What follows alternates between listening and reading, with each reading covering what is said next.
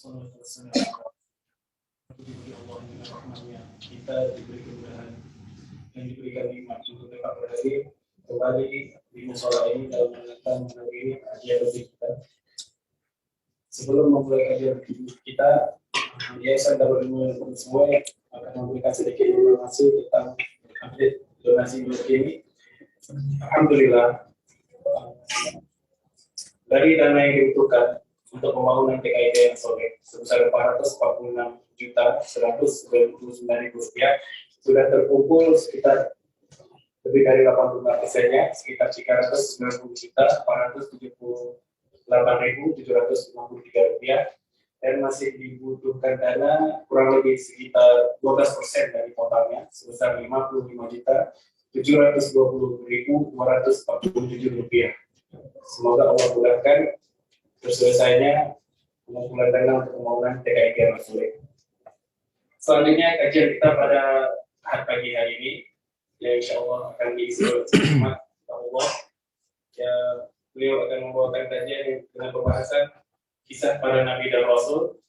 Kemudian insya Allah pada asar nanti akan kembali ada pengajian yang insya Allah akan diisi juga oleh Ustaz Ahmad dengan pembahasan hadits Arba'in Nawawi di rumah keluarga Pak Idris di Buntu, dan dilanjutkan dengan ba'da maghrib kembali di musola Istiqlal Al-Solih dengan pembahasan sunnah-sunnah harian.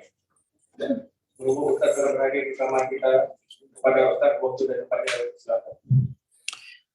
Bismillahirrahmanirrahim. Assalamualaikum warahmatullahi wabarakatuh. Alhamdulillah hamdan katsiran thayyiban mubarakan fi mubarakan alaihi kama yuhibbu rabbuna wa yarda. Wa ashhadu an la ilaha illallah wahdahu la syarikalah wa ashhadu anna Muhammadan abduhu wa rasuluh sallallahu alaihi wa ala alihi wa sahbihi ajma'in, amma ba'd. Kaum muslimin dan muslimat rahimani wa rahimakumullah. Alhamdulillah, puji dan syukur marilah kita panjatkan kepada Allah Subhanahu wa taala atas berbagai limpahan nikmat dan karunia yang Allah taala curahkan kepada kita semua hingga saat ini. Kemudian salawat dan iring salam tentunya tidak lupa untuk selalu kita sajikan kepada junjungan kita Nabi besar Muhammad ibn Abdillah salawatullahi wassalamuhu alaih, kepada keluarga beliau, para sahabat beliau, serta orang-orang yang mengikuti jalan beliau hingga akhir zaman. Jamaah yang dimuliakan Allah, alhamdulillah kembali Allah Subhanahu wa taala di pagi hari yang berbahagia ini mempertemukan kita semua di tempat yang mulia ini dalam rangka kegiatan yang baik. Kita semua berharap dan berdoa kepada Allah semoga kiranya pertemuan ini adalah pertemuan yang diberkahi oleh Allah, pertemuan yang membawa kebaikan untuk dunia dan akhirat kita, amin ya rabbal alamin. Jamaah yang dimuliakan Allah, seperti biasa pengajian rutin kita mencoba mengambil pelajaran-pelajaran dari kisah para nabi dan rasul yang Allah taala sebutkan di dalam Al-Qur'an maupun yang telah diceritakan oleh baginda Rasulullah SAW di dalam hadisnya. Dan pertemuan kali ini kita akan membahas tentang kisah seorang nabi yang mulia, Nabi Yusuf alaihi salam. Dan sebelum itu perlu diketahui bahwa nasab Nabi Yusuf alaihi salam itu sampai kepada Nabi Ibrahim alaihi salam. Jadi yang masyhur disebutkan bahwa Nabi Ibrahim memiliki 2 orang anak. Siapa itu? Nabi Ismail dan Ishak. Dan telah kita simak bersama penggalan kisah dari Nabi Ismail alaihi salam. Adapun kisah Nabi Ishak, maka kisah beliau tidak panjang disebutkan di dalam Al-Quran. Kemudian Nabi Ishak itu memiliki 2 orang anak. Anak yang pertama bernama Ya'qub, yang kedua bernama Isu. Baik. Nah, Nabi Ya'qub alaihi salam itu memiliki anak-anak yang cukup banyak. Tadi disebutkan Nabi Ya'qub ini memiliki 2 orang istri. Yang pertama bernama Rahil, yang kedua bernama Lia. Kemudian pada akhirnya nanti kedua istrinya tersebut menghadiahkan masing-masing kepada Nabi Yakub satu orang budak, perempuan juga. Sehingga Nabi Yakub itu memiliki 4 orang pasangan. Nah, dari 4 orang pasangan ini Nabi Yakub alaihissalam itu memiliki 12 orang anak. Dan seluruh para nabi dan rasul yang datang setelah Nabi Ibrahim alaihissalam itu dari anak keturunan Nabi Ishak. Dari anak keturunan siapa? Nabi Ishak. Makanya nanti para nabi yang datang setelah Nabi Ibrahim itu dikenal dengan Bani Israel. Israel adalah nama lain dari Nabi Yakub. Ya. Israel adalah nama lain dari Nabi Yakub.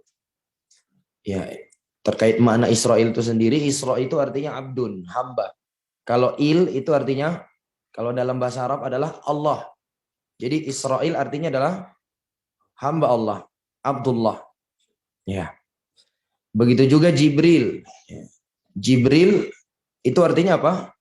Jibro. Jibro itu artinya khadim. Il artinya Allah. Berarti Jibril apa artinya? Khadimullah.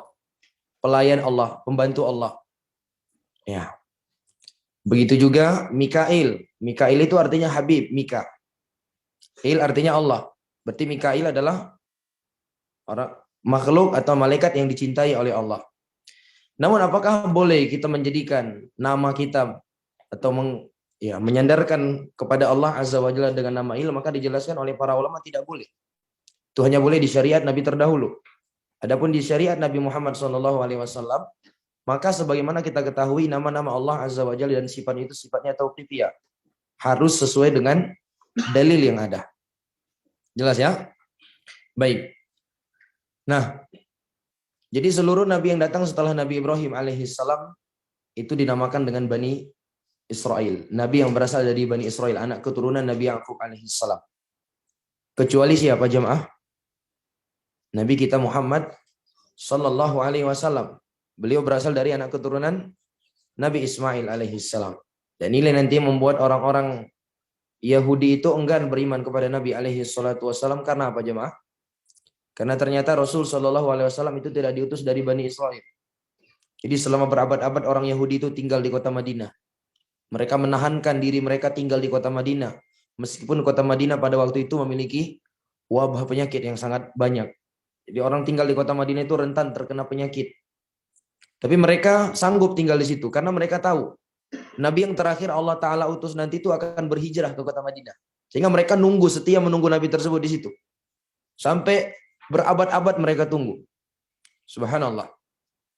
Jadi setiap kali mereka berantam dengan orang-orang Arab, ya berantam kalau bahasa kita, berperang, bertikai dengan orang-orang Arab, mereka bilang apa? Tunggu aja ya Nabi terakhir yang Allah utus nanti. Dengan Nabi tersebut kami akan perangi kalian. Dan subhanallah ternyata begitu Nabi terakhir itu diutus bukan dari bangsa Bani Israel. Tetapi dari bangsa Arab. Ya, karena Nabi alaihi salatu wasalam, karena Nabi Ismail alaihi salam disebutkan menikah dengan salah seorang wanita kabilah Jurhum, Arab asli. Dari suku Qahtan yang ada di negeri Yaman. Yang pada waktu itu mereka berpindah ke kota Mekah. Sehingga Rasul alaihi salatu wasalam itu orang Arab musta'ribah. Arab campuran. Jelas ya? Baik. Nah, di antara 12 orang anak Nabi Yakub alaihi salam ada seorang bernama Yusuf alaihi salam. Inilah Nabi Yusuf yang ketika Nabi alaihi salatu wasalam ditanya tentang beliau, Nabi sallallahu alaihi wasallam mengatakan huwal karim ibnul karim ibnul karim ibnul karim. Dia itu adalah seorang yang mulia, anak yang mulia, anak yang mulia dan anak yang mulia. Artinya apa? Nabi Yusuf ini adalah orang yang memiliki nasab terbaik di dalam sejarah kehidupan dunia.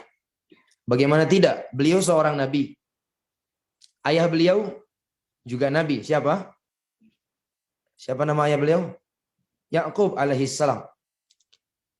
Ayah Yakub atau kakek dari Nabi Yusuf siapa?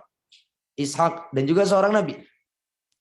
Kemudian buyutnya Nabi Yusuf alaihissalam sebagai ayah dari Ishak siapa jemaah? Ibrahim. 4 keturunan semuanya nabi. Makanya beliaulah orang yang memiliki nasab terbaik yang pernah ada. Beliau, ayah beliau, kakek beliau, buyut beliau, nabi. Masya Allah.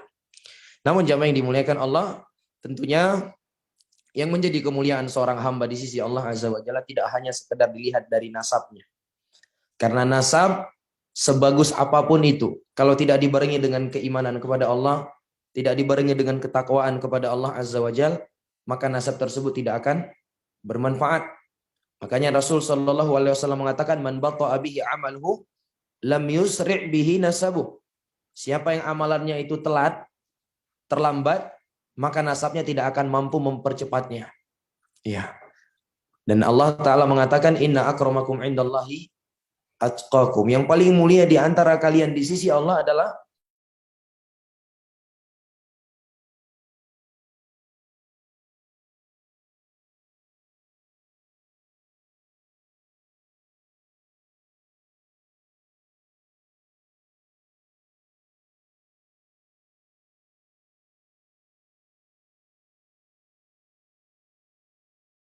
dikenal dengan surat Yusuf. Bahkan Allah Ta'ala mengatakan bahwa kisah Nabi Yusuf ini sebagai ahsanul qasas. Menurut sebagian penafsiran para ulama, yang dimaksud dengan ahsanul qasas adalah kisah Nabi Yusuf. Walaupun di sana ada para ulama lain yang menafsirkan bahwa yang dimaksud dengan ahsanul qasas adalah keumuman kisah para nabi dan rasul. Keumuman kisah para nabi dan rasul. Allah Subhanahu wa taala mengatakan, "Nahnu naqussu 'alaika ahsanal qasas." Sesungguhnya kami akan mengisahkan kepada engkau wahai Nabi Muhammad ahsanal qasas, kisah yang terbaik. Dan dijelaskan oleh para ulama, kenapa kisah Nabi Yusuf alaihi salam ini sebagai kisah yang terbaik? Karena di dalam kisah Nabi Yusuf yang akan kita lewati ini nanti banyak sekali perubahan kondisi yang disebutkan di dalam surat ini. Mulai dari ujian ke ujian yang dialami oleh Nabi Yusuf. Dari ujian menuju kepada kenikmatan. Dari kehinaan menuju kepada kejayaan. Dari perbudakan menuju kepada kekuasaan. Dari perpecahan menuju kepada persatuan. Dari kesedihan berubah menjadi kepada kebahagiaan. Banyak sekali pelajaran indah yang bisa kita petik dari kisah Nabi Yusuf alaihissalam. Dan dijelaskan oleh para ulama jamaah yang dimuliakan Allah, bahwa surat Yusuf ini termasuk salah satu dari surat Makkiyah. Surat Yusuf ini termasuk dari salah satu surat Makkiyah. Apa perbedaan surat Makkiyah dengan surat Madaniyah? Surat Makkiyah banyak perbedaan disebutkan oleh para ulama. Namun yang paling mencoloknya, kalau surat Makkiyah itu adalah surat yang turun ketika Nabi masih berada di fase Mekah sebelum hijrah ke kota Madinah. Sementara surat Madaniyah adalah surat yang turun setelah Rasul SAW berhijrah ke kota Madinah. Dan di antara hikmahnya Allah menurunkan surat Yusuf ini ketika Nabi berada di fase Mekah. Kita tahu jamaah yang dimuliakan Allah. Di antara cobaan terberat yang dialami oleh baginda Rasulullah SAW ketika beliau berada di fase Mekah adalah cobaan dari keluarga beliau sendiri. Abu Lahab, ya, keluarga-keluarga beliau yang lainnya yang turut memusuhi beliau, subhanallah. Jadi, tatkala Nabi SAW mendapatkan ujian dan cobaan dari keluarga beliau, Allah Subhanahu wa taala turunkan surat Nabi Yusuf sebagai bentuk tasliyah, sebagai bentuk hiburan kepada baginda Nabi Muhammad SAW bahwa Nabi sebelum beliau juga telah diuji oleh Allah Azza wa Jalla dengan keluarganya. Sebagaimana yang dialami oleh Nabi Yusuf jamaah. Beliau diuji oleh Allah Azza wa Jalla pertama sekali itu dengan siapa? Dengan 10 orang abang beliau yang berencana untuk membunuh Nabi Yusuf, mencampakkan Nabi Yusuf dari rumah. Ini kan ujian yang sangat luar biasa. Sehingga Allah turunkan ini sebagai hiburan. Untuk Rasul alaihi salatu wassalam juga sekaligus hiburan untuk kita semua yang mungkin terkadang jamaah yang dimuliakan Allah, ada kalanya tatkala kita sudah berpegang teguh dengan agama Allah, sudah mulai istiqomah menjalankan sunnah Rasul alaihi salatu wassalam. Ujian itu enggak datang dari jauh-jauh. Ujian itu terkadang datang dari orang tua kita. Ujian itu terkadang datang dari anak-anak kita. Ujian itu terkadang datang dari saudara kita. Bahkan terkadang dari pasangan kita sendiri ujian itu datang. Maka surat Yusuf ini adalah sebagai hiburan buat kita yang mengalami demikian jemaah. Bahwa Nabi Yusuf juga pernah dilakukan hal yang sama. Tapi lihat bagaimana sikap Nabi Yusuf alaihi salam. Sedikit pun beliau tidak pernah memendam dendam kepada saudaranya. Dalam keadaan nanti Nabi Yusuf sudah mampu untuk membalasnya. Jadi Nabi Yusuf dicampakkan ke dalam sumur, dijual menjadi seorang budak, yang dengan sebab itu nantinya Nabi Yusuf juga menjadi di penjara. Kemudian pada akhirnya Allah keluarkan Nabi Yusuf dari penjara. Diangkat menjadi bendaharawan negeri Mesir pada waktu itu. Sementara saudara-saudara beliau yang tinggal di Palestina itu mengalami musim paceklik yang sangat luar biasa. Sehingga mereka harus pergi berangkat ke Mesir untuk membeli stok makanan. Coba bayangkan jamaah yang dimuliakan Allah. Kita yang berada di kondisi Nabi Yusuf sudah dicampakkan, sudah berniat dibunuh, dibuang ke dalam sumur, dijual menjadi seorang budak, dipenjara gara-gara itu. Kemudian kita menjadi orang yang sukses, orang yang kaya raya. Tahu-tahunya datang saudara kita yang dahulu mencampakkan kita. Yang dahulu berniat ingin membunuh kita. Datang kepada kita dalam keadaan minta tolong. Minta makan sama kita. Subhanallah. Kira-kira apa yang kita lakukan jemaah? Mungkin kita akan mengusirnya. Mungkin lebih dari itu ya. Tapi tidak dengan Nabi Yusuf alaihissalam. Yang ada beliau memberikan makanan kepada saudaranya secara cuma-cuma. Bahkan beliau undang mereka seluruhnya beserta keluarga beliau nantinya tinggal di negeri Mesir. Itulah asal muasal kenapa nanti Bani Israel itu yang dahulunya kampung halaman mereka adalah Palestina, akhirnya berpindah ke Mesir. Yang kemudian pada akhirnya nanti di negeri Mesir, suku Heksos itu dikalahkan oleh suku Kibti, yaitu sukunya Fir'aun. Kemudian akhirnya nanti Fir'aun berkuasa, disitulah terjadi penindasan Bani Israel. Yang kemudian pada akhirnya Allah Ta'ala utus siapa jemaah? Nabi Musa alaihissalam. Baik. Nah, kisah Nabi Yusuf alaihissalam ini diawali dengan sebuah mimpi yang sangat luar biasa yang dialami oleh Nabi Yusuf alaihissalam. Allah Subhanahu wa taala abadikan, Allah mengatakan idz qala Yusuf li abihi ya abati inni raaitu ahada asyara kaukaba wasyamsa wal qamara raaituhum lisajidin.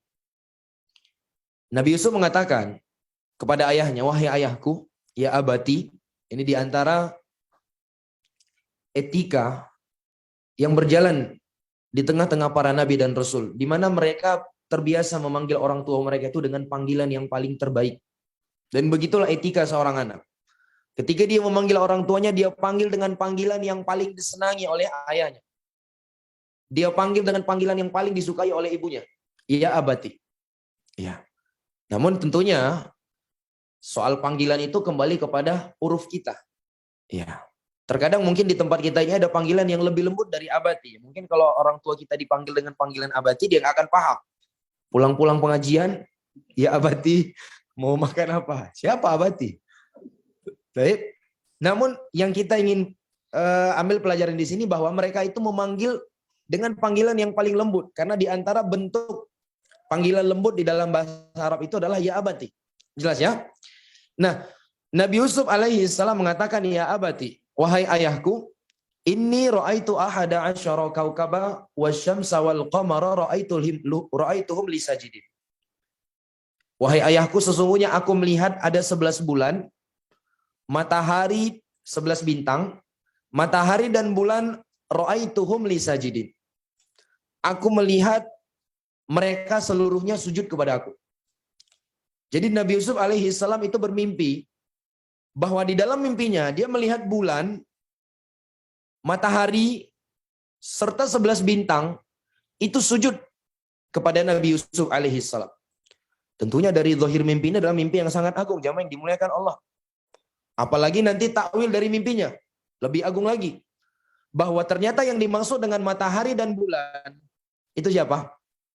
Ayah dan ibunda Nabi Yusuf. Nabi Yakub beserta ibunya, Rahil. Jadi nama ibu Nabi Yusuf itu Rahil. Kemudian 11 bintang itu adalah 11 orang saudaranya. Sujud semuanya kepada Nabi Yusuf alaihissalam. Dan perlu dipahami, sujud itu terbagi menjadi dua. Sebagaimana mungkin pernah kita sebutkan di kisah pembahasan Nabi Adam alaihissalam. Yang pertama ada yang dinamakan dengan sujud ibadah. Sujud ibadah adalah sujud yang didasari pengagungan serta perendahan diri kepada zat yang kita sujud kepadanya. Nah, sujud yang seperti ini tidak boleh dipalingkan kepada selain Allah. Siapa yang memalingkan sujud yang seperti ini, sujud dalam rangka mengagungkan, membesarkan serta penundukan diri kita, ini terjatuh ke dalam kesyirikan. Sujud misalnya kepada pohon yang dikeramatkan, ini haram hukumnya dan terjatuh ke dalam kesyirikan. Sujud kepada kuburan yang dikeramatkan misalnya, apa hukumnya jemaah? Syirik. Dan pelakunya bisa keluar dari agama Islam. Kemudian sujud yang kedua adalah sujud tahiyah. Sujud dalam rangka penghormatan. Sujud hanya sekedar dalam rangka apa? Penghormatan. Ya, sama seperti tempat kita nih. Hormat, angkat tangan. Penghormatan. Jelas ya?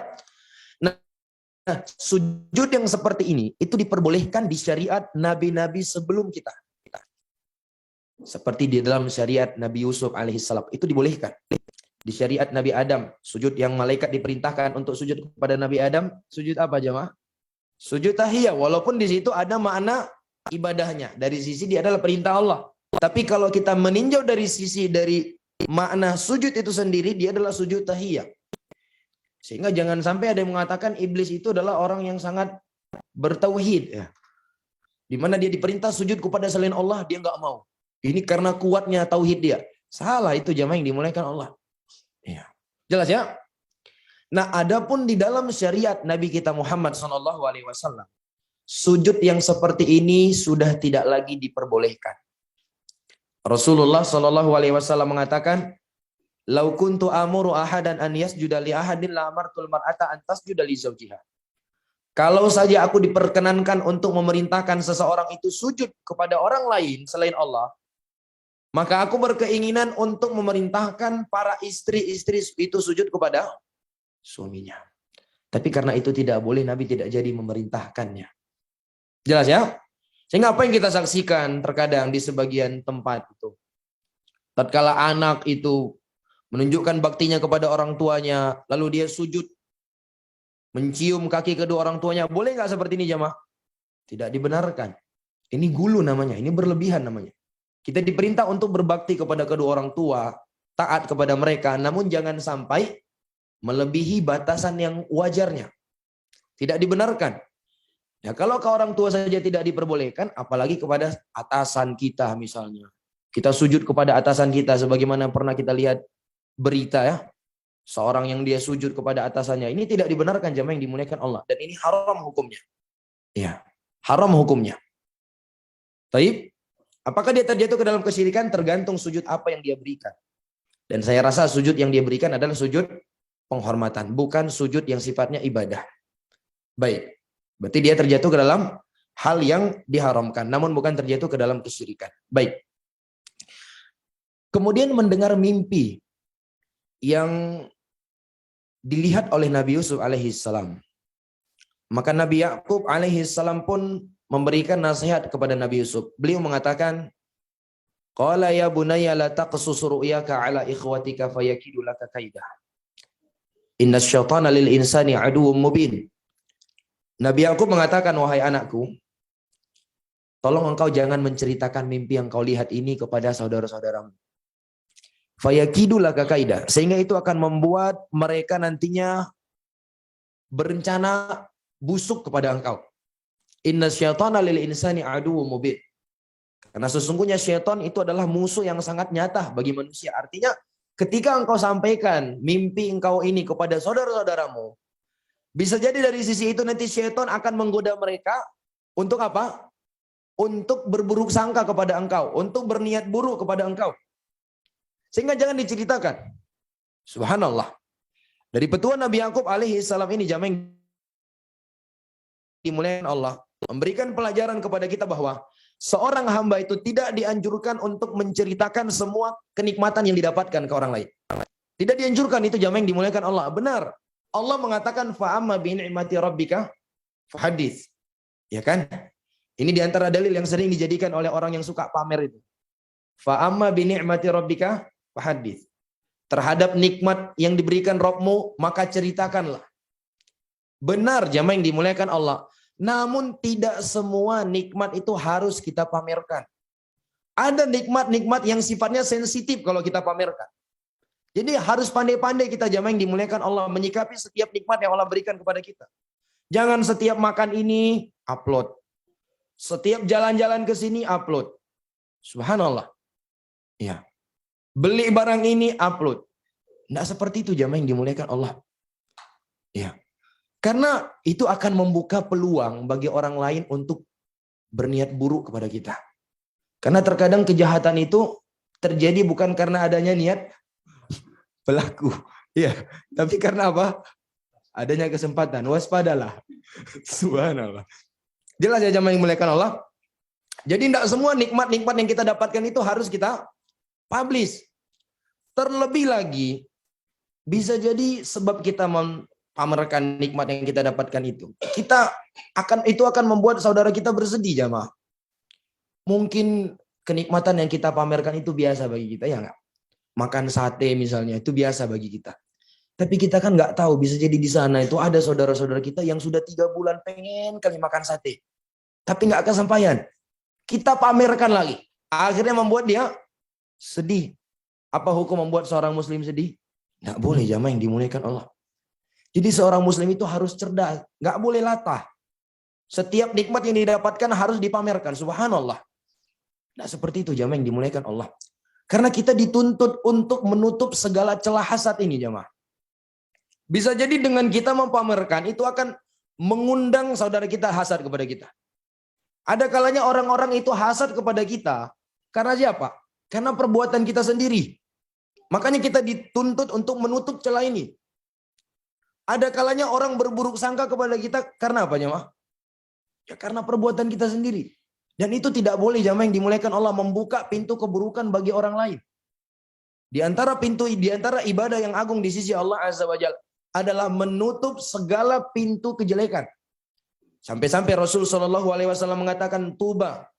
Kata Nabi Alaihi Salatu Wasallam, Inna minan nas mafatihah lil khairi maghaliqa lil syarr wa inna minan nasi mafatihah lil syarr maghaliqa lil khair. Sesungguhnya ada di antara manusia itu yang menjadi pembuka pintu-pintu kebaikan dan penutup pintu kejelekan. Ada pula di antara mereka yang sebaliknya, pembuka pintu kejelekan dan yang menutup pintu kebaikan. Fatuba liman ja'alallahu mafatihah lil khair wa maghaliqa lil syarr. Maka beruntunglah orang-orang yang Allah jadikan dirinya itu sebagai pembuka pintu kebaikan dan penutup pintu kejelekan. Wa wailun, dan celakalah liman ja'alahullahu mafatihah lil syarr wa maghaliqa lil khair. Dan celakalah orang yang Allah jadikan dia itu sebagai pembuka pintu kejelekan dan penutup pintu kebaikan. Jangan sampai kita termasuk orang-orang yang membuka pintu-pintu kejelekan, jamaah. Lihat bagaimana tatkala Rasul Shallallahu Alaihi Wasallam itu pernah suatu ketika beliau i'tikaf. Tidak berapa lama beliau dikunjungi oleh salah seorang istri beliau yang bernama Sofia. Pada waktu itu disebutkan keperluan Sofia kepada Nabi sudah selesai. Dan Nabi berniat ingin mengantarkan Sofia pulang. Ternyata mereka berpapasan dengan 2 orang sahabat. Di malam hari ini. Melihat Nabi dengan seorang perempuan di malam hari. Sahabat tersebut seakan-akan mempercepat langkahnya. Melihat itu kata Nabi alaihi salatu wasallam, ala rislikuma fa innaha Sofia. Kalian jalannya biasa saja. Ini Sofia, kata Nabi alaihi salatu wasallam, ini istri saya. Padahal kita tahu jamaah yang dimuliakan Allah, tidak mungkin para sahabat itu berburuk sangka kepada Nabi. Mereka adalah orang yang paling tulus di dalam mengagungkan dan mencintai Nabi. Tidak mungkin terbesit di benak mereka sedikit pun buruk sangka kepada Nabi. Tapi apa kata Nabi alaihi salatu wasallam? Ala rislikuma fa innaha Sofia. Tetap jalan kalian seperti itu saja. Biasa saja jalannya. Ini adalah Sofia, kata Nabi. Lalu mendengar itu para sahabat seakan-akan ingin mengatakan, ya Rasulullah, nggak mungkin kami seperti itu. Mereka kata, subhanallah, maha suci Allah. Seakan-akan mereka ingin mengatakan, tidak mungkinlah kami berpikiran macam-macam kepada engkau ya Rasulullah. Apa kata Nabi? Inna syaitan yajri min ibni Adam majrodam. Sesungguhnya syaitan itu berjalan di aliran darah manusia. Dan aku khawatir syaitan akan memasukkan di dalam hati kalian sesuatu.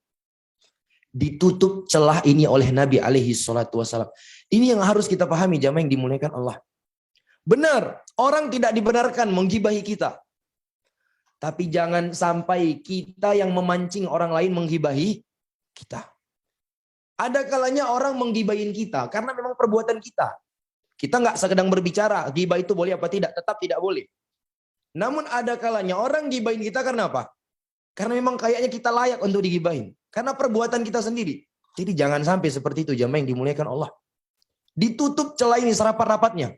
Itulah bentuk kasih sayang kita kepada saudara kita. Sebagaimana kita tidak ingin saudara kita terjatuh ke dalam perbuatan buruk sangka. Kita tidak ingin saudara kita terjatuh ke dalam riba. Kita tidak ingin saudara kita jatuh ke dalam hasad misalnya. Sudah?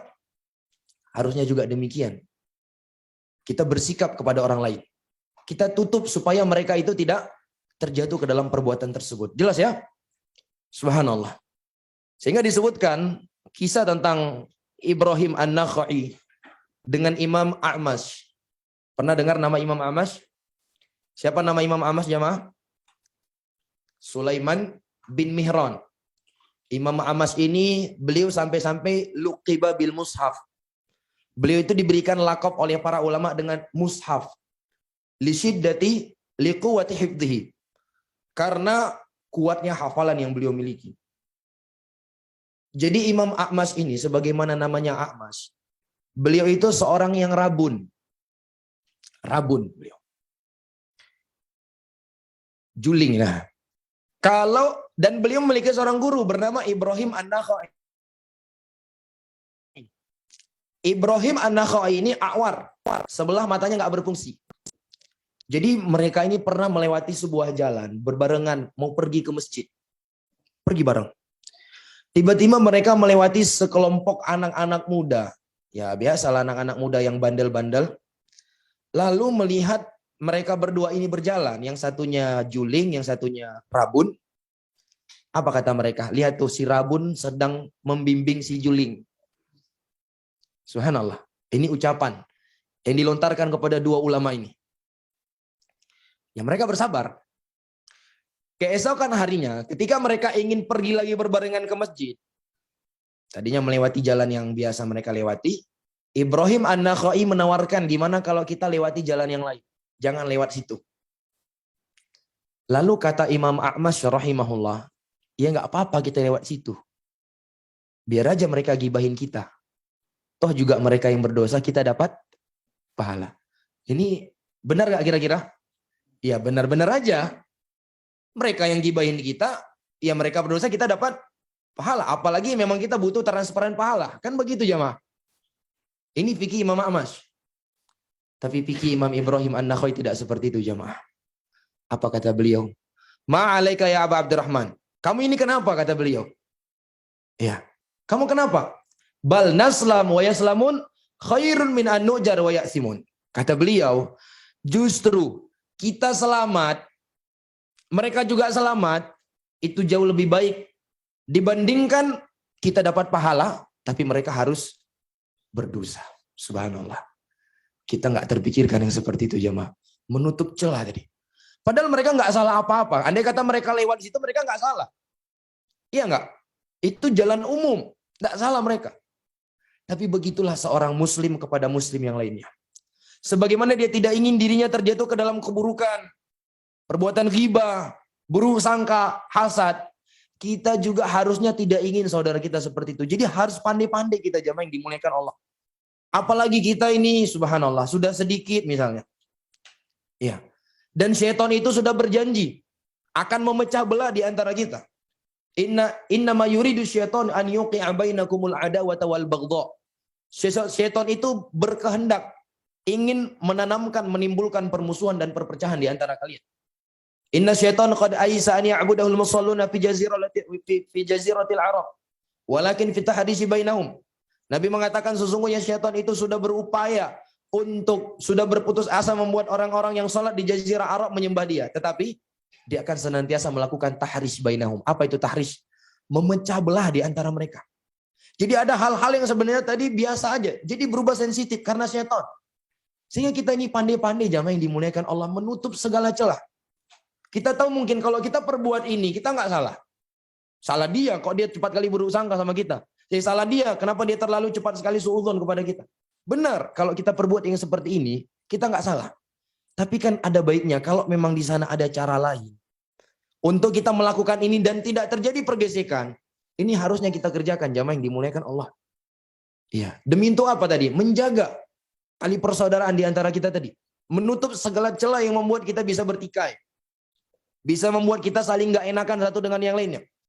Harus pintar-pintar jamaah yang dimuliakan Allah. Kita sudah minoritas, sudah sedikit ini. Mau pecah lagi, subhanallah. Mau jadi apa coba? Sudah sedikit, pecah lagi. Dan memang syaitan itu nggak suka kalau kita bersatu. Karena kalau kita bersatu, kekuatannya akan semakin kuat. Tapi kalau sudah pecah, semangat akan berkurang. Iya nggak jemaah? Tempat yang luas jadi sempit rasanya. Itu kalau sudah berpecah. Subhanallah. Tempat yang begitu luas, Lok Sumawa yang luas ini, itu sempit kali rasanya. Kalau selama di Lok Sumawa ini masih ada dia. Itu kalau sudah pecah. Apalagi mau hadir kajian di musola yang luasnya segini. Kalau udah ada dia, jangan harap saya datang. Nggak akan mungkin. Itu yang diinginkan oleh syaitan dari kita. Sehingga kita harus pandai-pandai menutup celah yang seperti ini, jemaah. Ya. Dan saya nasihatkan kepada diri saya pribadi dan kepada seluruh ikhwan-ikhwan. Itu kalau ada masalah pribadi jangan dibawa ke dakwah. Artinya apa? Kalau kita punya masalah pribadi antara satu ikhwan dengan ikhwan lainnya, itu cukup jadikan sebagai masalah pribadi. Jangan berimbas kepada pengajian. Cuma gara-gara masalah pribadi nggak mau datang kajian. Masalah sama ustaznya nggak ada, sama pendidikan nggak ada masalah. Tapi karena di pengajian itu si fulan hadir. Jangan sampai seperti itu jamaah yang dimuliakan Allah. Yang rugi kita. Masalah pribadi itu jadikan masalah pribadi. Para sahabat itu juga banyak clash di antara mereka. Sahabat ini beda pendapat dengan ini.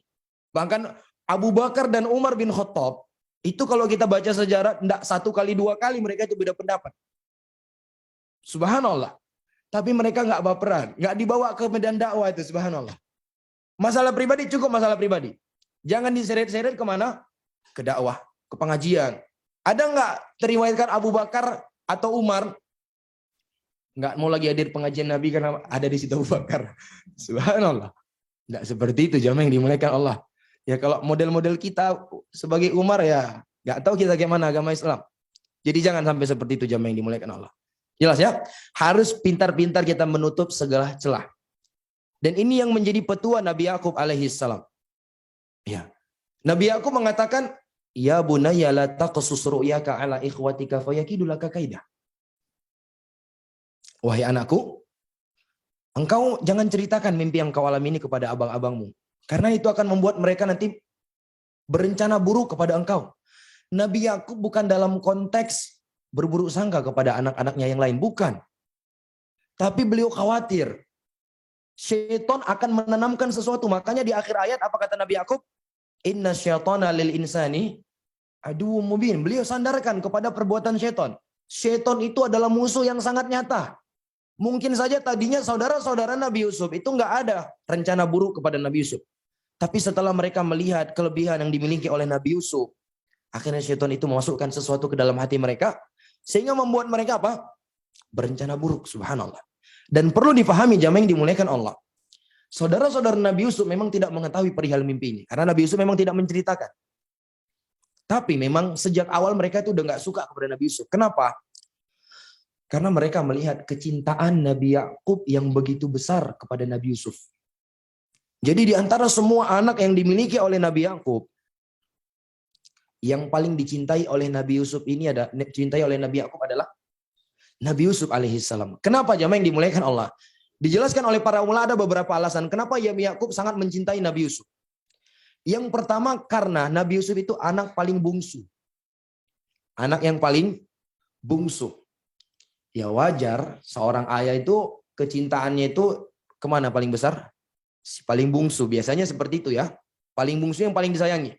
Sehingga kalau berantem antara si bungsu dengan si sulung, yang salah siapa? Pasti si sulung. Yang benar si bungsu. Apapun cerita yang benar si adikan. Subhanallah. Baik. Sebab lainnya, kenapa Nabi Yakub itu teramat mencintai Nabi Yusuf? Karena Nabi Yusuf ini anak dari istri pertama Nabi Yakub. Jadi awalnya beliau menikah dengan Rohil, kemudian menikah dengan Lia, kemudian setelah itu Rohil memberikan hadiah nanti kepada Nabi Yakub, seorang budak perempuan juga, jadi 3. Kemudian Lia juga nggak mau ketinggalan. Dia juga menghadiahkan kepada Nabi Yakub. Akhirnya Nabi Yakub punya 4 pasangan. Nah, yang terakhir melahirkan anak itu si Lia, si Rohil, ibunda dari Nabi Yusuf alaihi salam. Jadi Rahil ini adalah istri pertama Nabi Yakub. Taib, ini antara faktor yang membuat Nabi Yusuf itu lebih dicintai oleh Nabi Yakub alaihissalam. Anak dari istri pertama. Jelas ya? Karena biasanya istri pertama itu yang setia menemani kita di masa-masa sulit. Biasanya istri kedua itu datangnya tatkala sudah sukses, iya kan? Iya nggak Jamaah? Iya, kok masih sulit ya mana mau dia. Ya, jelas ya? Baik. Alasan lainnya, karena memang disebutkan bahwa ibunda Nabi Yusuf ini meninggal di saat Nabi Yusuf masih kecil. Jadi tatkala Nabi Yusuf kecil, ibundanya sudah meninggal. Ibundanya sudah meninggal. Inilah faktor-faktor yang membuat Nabi Yakub itu sangat mencintai Nabi Yusuf alaihissalam. Iya. Dan namanya kecintaan itu adalah sesuatu yang tidak bisa kita kendalikan, jamaah yang dimuliakan Allah. Yang namanya cinta itu masalah hati. Tidak bisa kita atur siapa yang mau kita cintai, siapa yang mau harus kita benci. Itu dia masalah hati. Ya enggak? Terkadang kita mencintai seseorang yang kita sebenarnya enggak ingin mencintai dia. Kita membenci seseorang yang seharusnya kita enggak ingin membenci dia. Masalah hati. Subhanallah. Dan ternyata karena kecintaan Nabi Yakub kepada Nabi Yusuf yang begitu besar, itu sudah cukup membuat saudara-saudaranya cemburu. Hasad kepada Nabi Yusuf alaihissalam. Ini peringatan inti untuk orang tua jamaah yang dimuliakan Allah. Jangan kita membuka pintu ini di tengah anak-anak kita. Kalaupun memang ada salah satu di antara anak kita itu yang lebih kita cintai dibandingkan yang lainnya, jangan tampakkan di hadapan mereka semua. Iya. Apalagi tatkala kita memberikan hadiah. Setiap kali beri hadiah selalu ini kita beri lebih. Yang ini kita kasih satu-satu, yang satunya kita kasih 5. Jangan seperti itu jamaah yang dimuliakan Allah. Nabi alaihi salatu wasallam mengatakan, "I'dil baina auladik," bersikap adillah di antara anak-anakmu, kata Nabi alaihi salatu wasallam. Apakah kamu ingin mereka ini menjadi orang yang durhaka kepada engkau nantinya? Ini bisa membuat sang anak itu saling hasad di antara mereka. Anak itu akan benci kepada orang tuanya. Kenapa? Karena mereka melihat kasih sayang orang tua ini tidak adil. Jadi benci sama orang tuanya. Dan itu yang dialami oleh saudara-saudara Nabi Yusuf alaihissalam. Mereka mengatakan, "Idh qalu la Yusufu wa akhuhu ahabbu ila abina minna wa nahnu usbah. Inna abana lafi dhalalin mubin. Uqtulu Yusuf aw itrahuhu ardan yakhlu lakum wajhu abikum wa takunu min ba'dihi qauman sholihin." Allah mengatakan, dan ingatlah tatkala mereka berkata, "La Yusuf wa akhuhu ahabbu ila abina minna." Sungguh si Yusuf dan saudaranya. Jadi tadi kan ibunda Nabi Yusuf siapa namanya? Rahil. Nah dari Rahil ini lahir 2 orang anak. Satu Yusuf, satu lagi saudara beliau yang bernama Binyamin. Jadi Binyamin ini saudara sekandung Nabi Yusuf. Adapun yang lain itu saudara seayah. Jelas ya? Jadi mereka berdua ini paling dicintai oleh Nabi Yakub. Dan yang paling dicintai Nabi Yusuf. Yang paling dicintai oleh Nabi Yakub adalah Nabi Yusuf. Kemudian setelah itu Binyamin. Sehingga mereka mengatakan, "La Yusufu akhuhu ahabbu ila abina minna wa nahnu usbah." Sungguh Yusuf dan saudaranya Binyamin itu lebih dicintai oleh ayah kita dibandingkan kita. Wa nahnu usbah. Padahal kita lebih kuat. Inna abana lafi dhalalim mubin. Lihat apa yang membuat mereka cemburu? Karena kecintaan Nabi Yakub yang sangat besar yang terlihat di mata mereka kepada Nabi Yusuf. Sehingga mereka mengatakan, "Inna abana lafi dhalalim mubin." Sungguh bapak kita ini berada di dalam kesesatan yang sangat nyata. Uqtulu Yusuf. Udah, kalian bunuh aja si Yusuf itu. Awi tarahuhu ardon, atau campakkan dia di suatu tempat, yakhlu lakum wajhu abikum, sehingga perhatian ayah kalian akan kembali tertuju kepada kalian, wa takunu min ba'dihi qauman sholihin. Kemudian setelah itu kalian bertobat dan kalian akan menjadi orang yang baik lagi. Apa pelajaran yang bisa kita petik di sini jamaah yang dimuliakan Allah? Pelajaran yang pertama itu tadi. Seorang ayah, seorang ibu harus pandai-pandai. Jangan sampai dia membuka pintu keburukan di tengah-tengah anaknya. Dengan cara apa dia? Dia tidak bersikap adil di antara anaknya. Ini akan membuka pintu keburukan jamaah. Pelajaran lainnya, bagaimana dosa hasad itu, subhanallah. Dosa hasad itu luar biasa jamaah yang dimuliakan Allah. Kalau sudah terjangkiti seseorang ini dengan dosa hasad, penyakit hasad, dan dia tidak lawan itu hasad, dia perturutkan keinginan hasad itu, ini akan menyeret dia kepada keburukan demi keburukan yang sangat banyak. Lihat mereka, awalnya mereka hasad kepada Nabi Yusuf. Apa itu hasad? Hasad itu adalah karahiyatu ma an'amallahu bihi 'alal ghair. ketidaksukaan kita atas sesuatu yang Allah berikan kepada orang lain. Itu namanya hasad. Jadi tatkala Nabi Yusuf diberikan oleh Allah kecintaan Nabi Yakub kepadanya yang begitu besar, mereka nggak suka. La Yusuf wa akhu ahabbu ila abina minna wa nahnu usbah.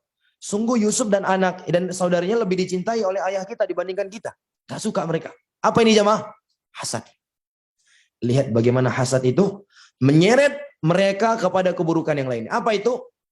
Mereka menuduh ayah mereka berada di dalam kesesatan yang sangat nyata. Inna abana lafi dhalalim mubin.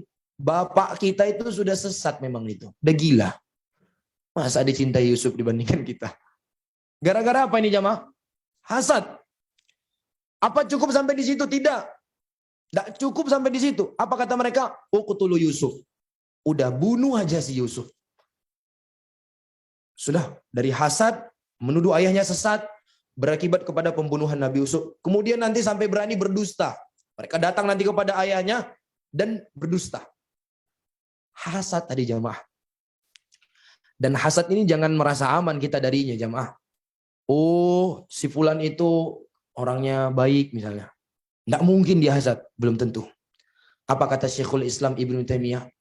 Ma khala jasadun minal hasad. Tidak ada satu jiwa pun yang selamat dari penyakit hasad. Saya maupun jamaah. Tidak ada, kata Syekhul Islam Ibnu Taimiyah. Semua kita pasti ada benih-benih hasad di dalam hatinya. Kenapa? Karena tabiat manusia itu nggak suka disaingi. Itu tabiat manusia. Tabiat manusia itu nggak suka ada orang yang lain lebih dari dia. Nggak suka dia ada orang yang lebih hebat dari dia. Tabiat manusia itu ingin dialah segalanya. Itu tabiat manusia itu. Sehingga tatkala ada orang yang lebih dari dia, lebih hebat dari dia, lebih pintar dari dia, lebih mahir dari dia, lebih disukai orang daripada dia, nggak suka. Ketika tidak suka, itulah dia hasad. Jadi kata beliau, ma khala jasadun minal hasad. Tidak ada satu jiwa pun yang selamat dari hasad. Lakinnal karim yukhfihi wal laim yubdi. Perbedaannya di mana? Perbedaannya kalau orang yang mulia itu dia berusaha melawan hasadnya. Dia berusaha menepis hasadnya. Dia tidak memperturutkan. Dia berusaha menyembunyikan hasadnya tadi. Itu orang mulia. Wal laim yubdi, tetapi orang yang tercelah, inilah orang-orang yang memperturutkan hasadnya. Dia akan mempertontonkan hasadnya, mengikuti keinginan hasadnya tadi. Subhanallah. Jelas ya jamaah yang dimuliakan Allah. Dan kata Syekh Ibnu Utsaimin rahimahullah, ini pelajaran untuk kita semua nih. Kata beliau, hasad ini rentan terjadi bainal muttafiqaini fi mihnah. Antara dua orang yang seprofesi, rentan sekali terjatuh ke dalam hasad. Rentan sekali jamaah. Panitia kajian, hasadnya biasa kemana? Sesama panitia pengajian. Ini harus kita sebut jamaah, supaya kita bisa berjaga-jaga dari. Karena hasad ini halus sekali nih. Kadang kala kita udah terjatuh ke dalam hasad, kita nggak sadar itu hasad. Karena memang setan itu terkadang mengemasnya dengan hal-hal yang bagus. Iya. Pengurus yayasan dengan siapa? Pengurus yayasan. Saya bukan buru-buru sangka ini ya.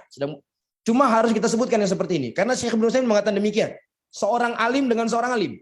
Ustadz hasadnya kemana? Ustadz juga. Santri hasadnya kemana? Santri juga. BKM masjid hasadnya kepada? Jarang BKM masjid hasadnya ke jemaah. Seringnya hasadnya kepada sesama BKM masjid. Antara pedagang hasadnya kepada siapa jemaah? Kepada pedagang. Jarang pedagang hasad kepada nelayan. Nelayan juga demikian. Biasanya gitu. Rentan terjadi antara dua orang yang kata beliau bainal muttafiqaini fi mihnah.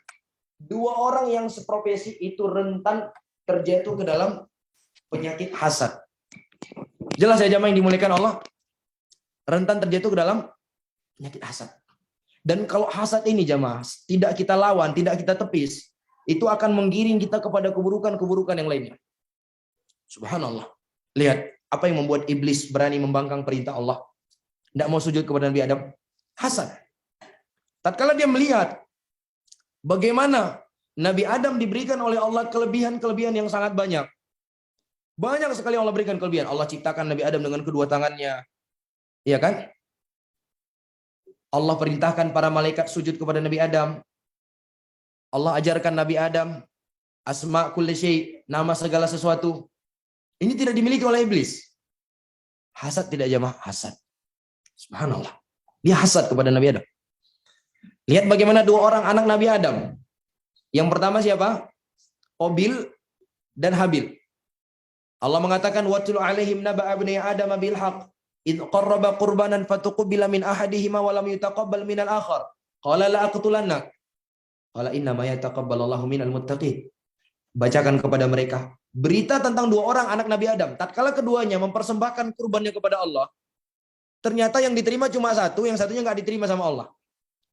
Kata orang yang nggak diterima ini, laqtulannak, dihasad, akan kubunuh kau.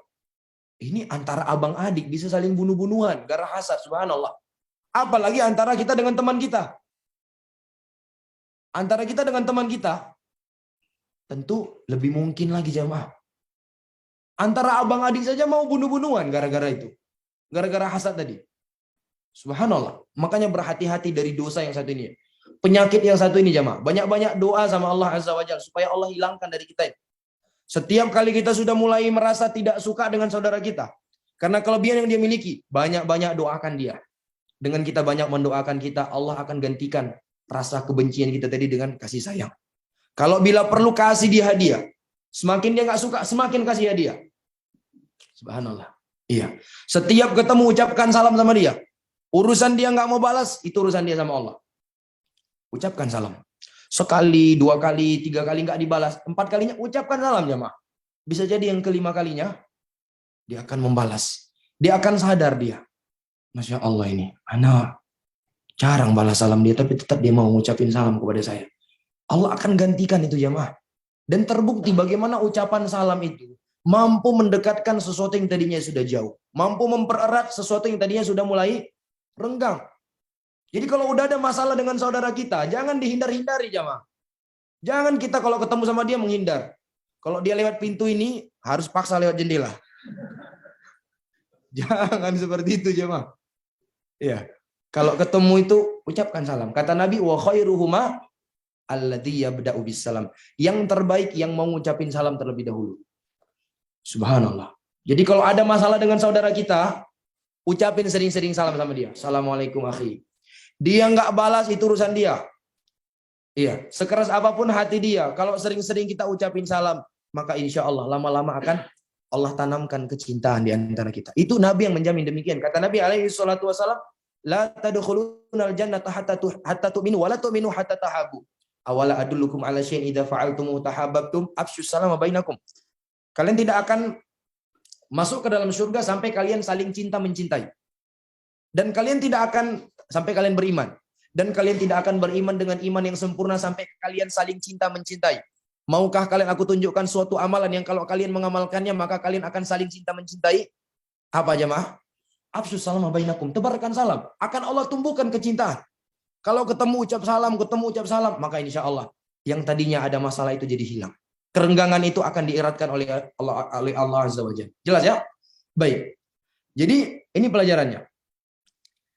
Di mana penyakit hasad tersebut, kalau tidak segera kita tepis, tidak segera kita matikan, akan menyeret kita kepada keburukan-keburukan yang lainnya. Di antaranya adalah ghibah.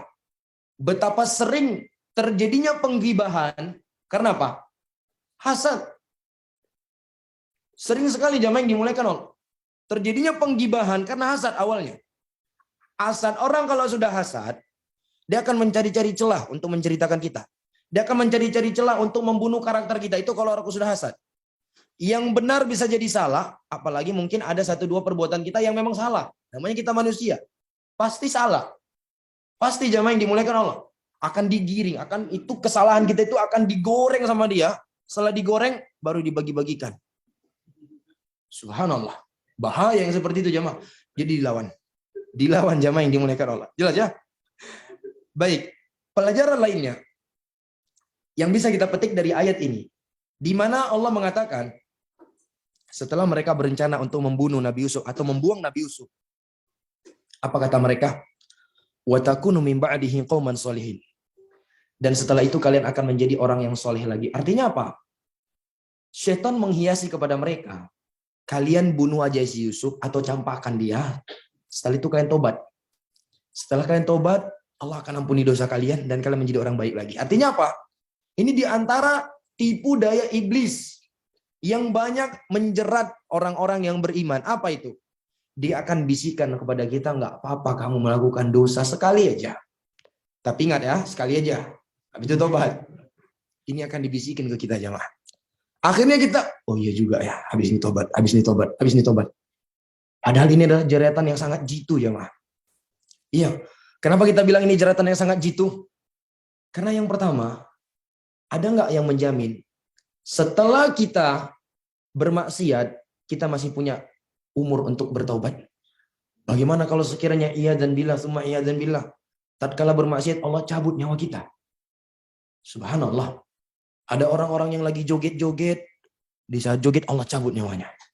Lagi pesta miras, di saat itu Allah cabut nyawanya. Iya dan billah. Lagi pesta narkoba, di saat itu pula Allah cabut nyawanya. Tidak diberi kesempatan. Ini yang pertama. Yang kedua, siapa yang menjamin setelah kita melakukan maksiat tersebut kita langsung tobat? Gimana kalau kita kecanduan? Iya enggak? Banyak orang-orang yang tidak mampu melepaskan dirinya dari kemaksiatan. Yang awalnya apa? Coba-coba. Penasaran. Ini gimana rasanya ya? Isap sekali sabu-sabu. Pas udah disap, enak juga rupanya. Besok-besok ketemu sama kakaknya, ada lagi nggak bang? Besok ada lagi nggak bang? Akhirnya apa? Kecanduan. Subhanallah. Jadi ini adalah tipu daya jeratan setan yang sangat luar biasa ini jemaah. Dia akan membisikkan kepada kita, kamu maksiat sekali aja. Tapi ingat, habis itu taubat. Padahal nggak ada itu. Pas kita sudah lakukan, dia akan membisikkan yang lain lagi. Ya, nggak usah tobat. Sekali lagi aja. Subhanallah. Sekali lagi aja. Subhanallah. Jelas ya jemaah? Jadi waspada yang seperti ini. Terkadang syaitan itu memang menggiring kita itu nggak langsung kepada kekufuran. Step by step. Sedikit demi sedikit. Digiring kita memang jemaah. Subhanallah. Digiring. Jelas ya? Baik. Kemudian, tatkala mereka sedang musyawarah untuk melakukan niatan buruk kepada Nabi Yusuf alaihi salam, ada salah seorang di antara mereka yang memberikan pendapat. Dia mengatakan, qala qailun minhum la taqtulu Yusuf wa alquhu fi ghayabatil jubbi wa yaltaqithu ba'du sayyarati in kuntum fa'ilin. Gini aja. Kalian enggak usah bunuh Yusuf, tapi campakkan aja dia ke dalam sumur supaya dia nanti diambil oleh sebagian musafir. Ya, kita tahu bagaimana kondisi pada waktu itu.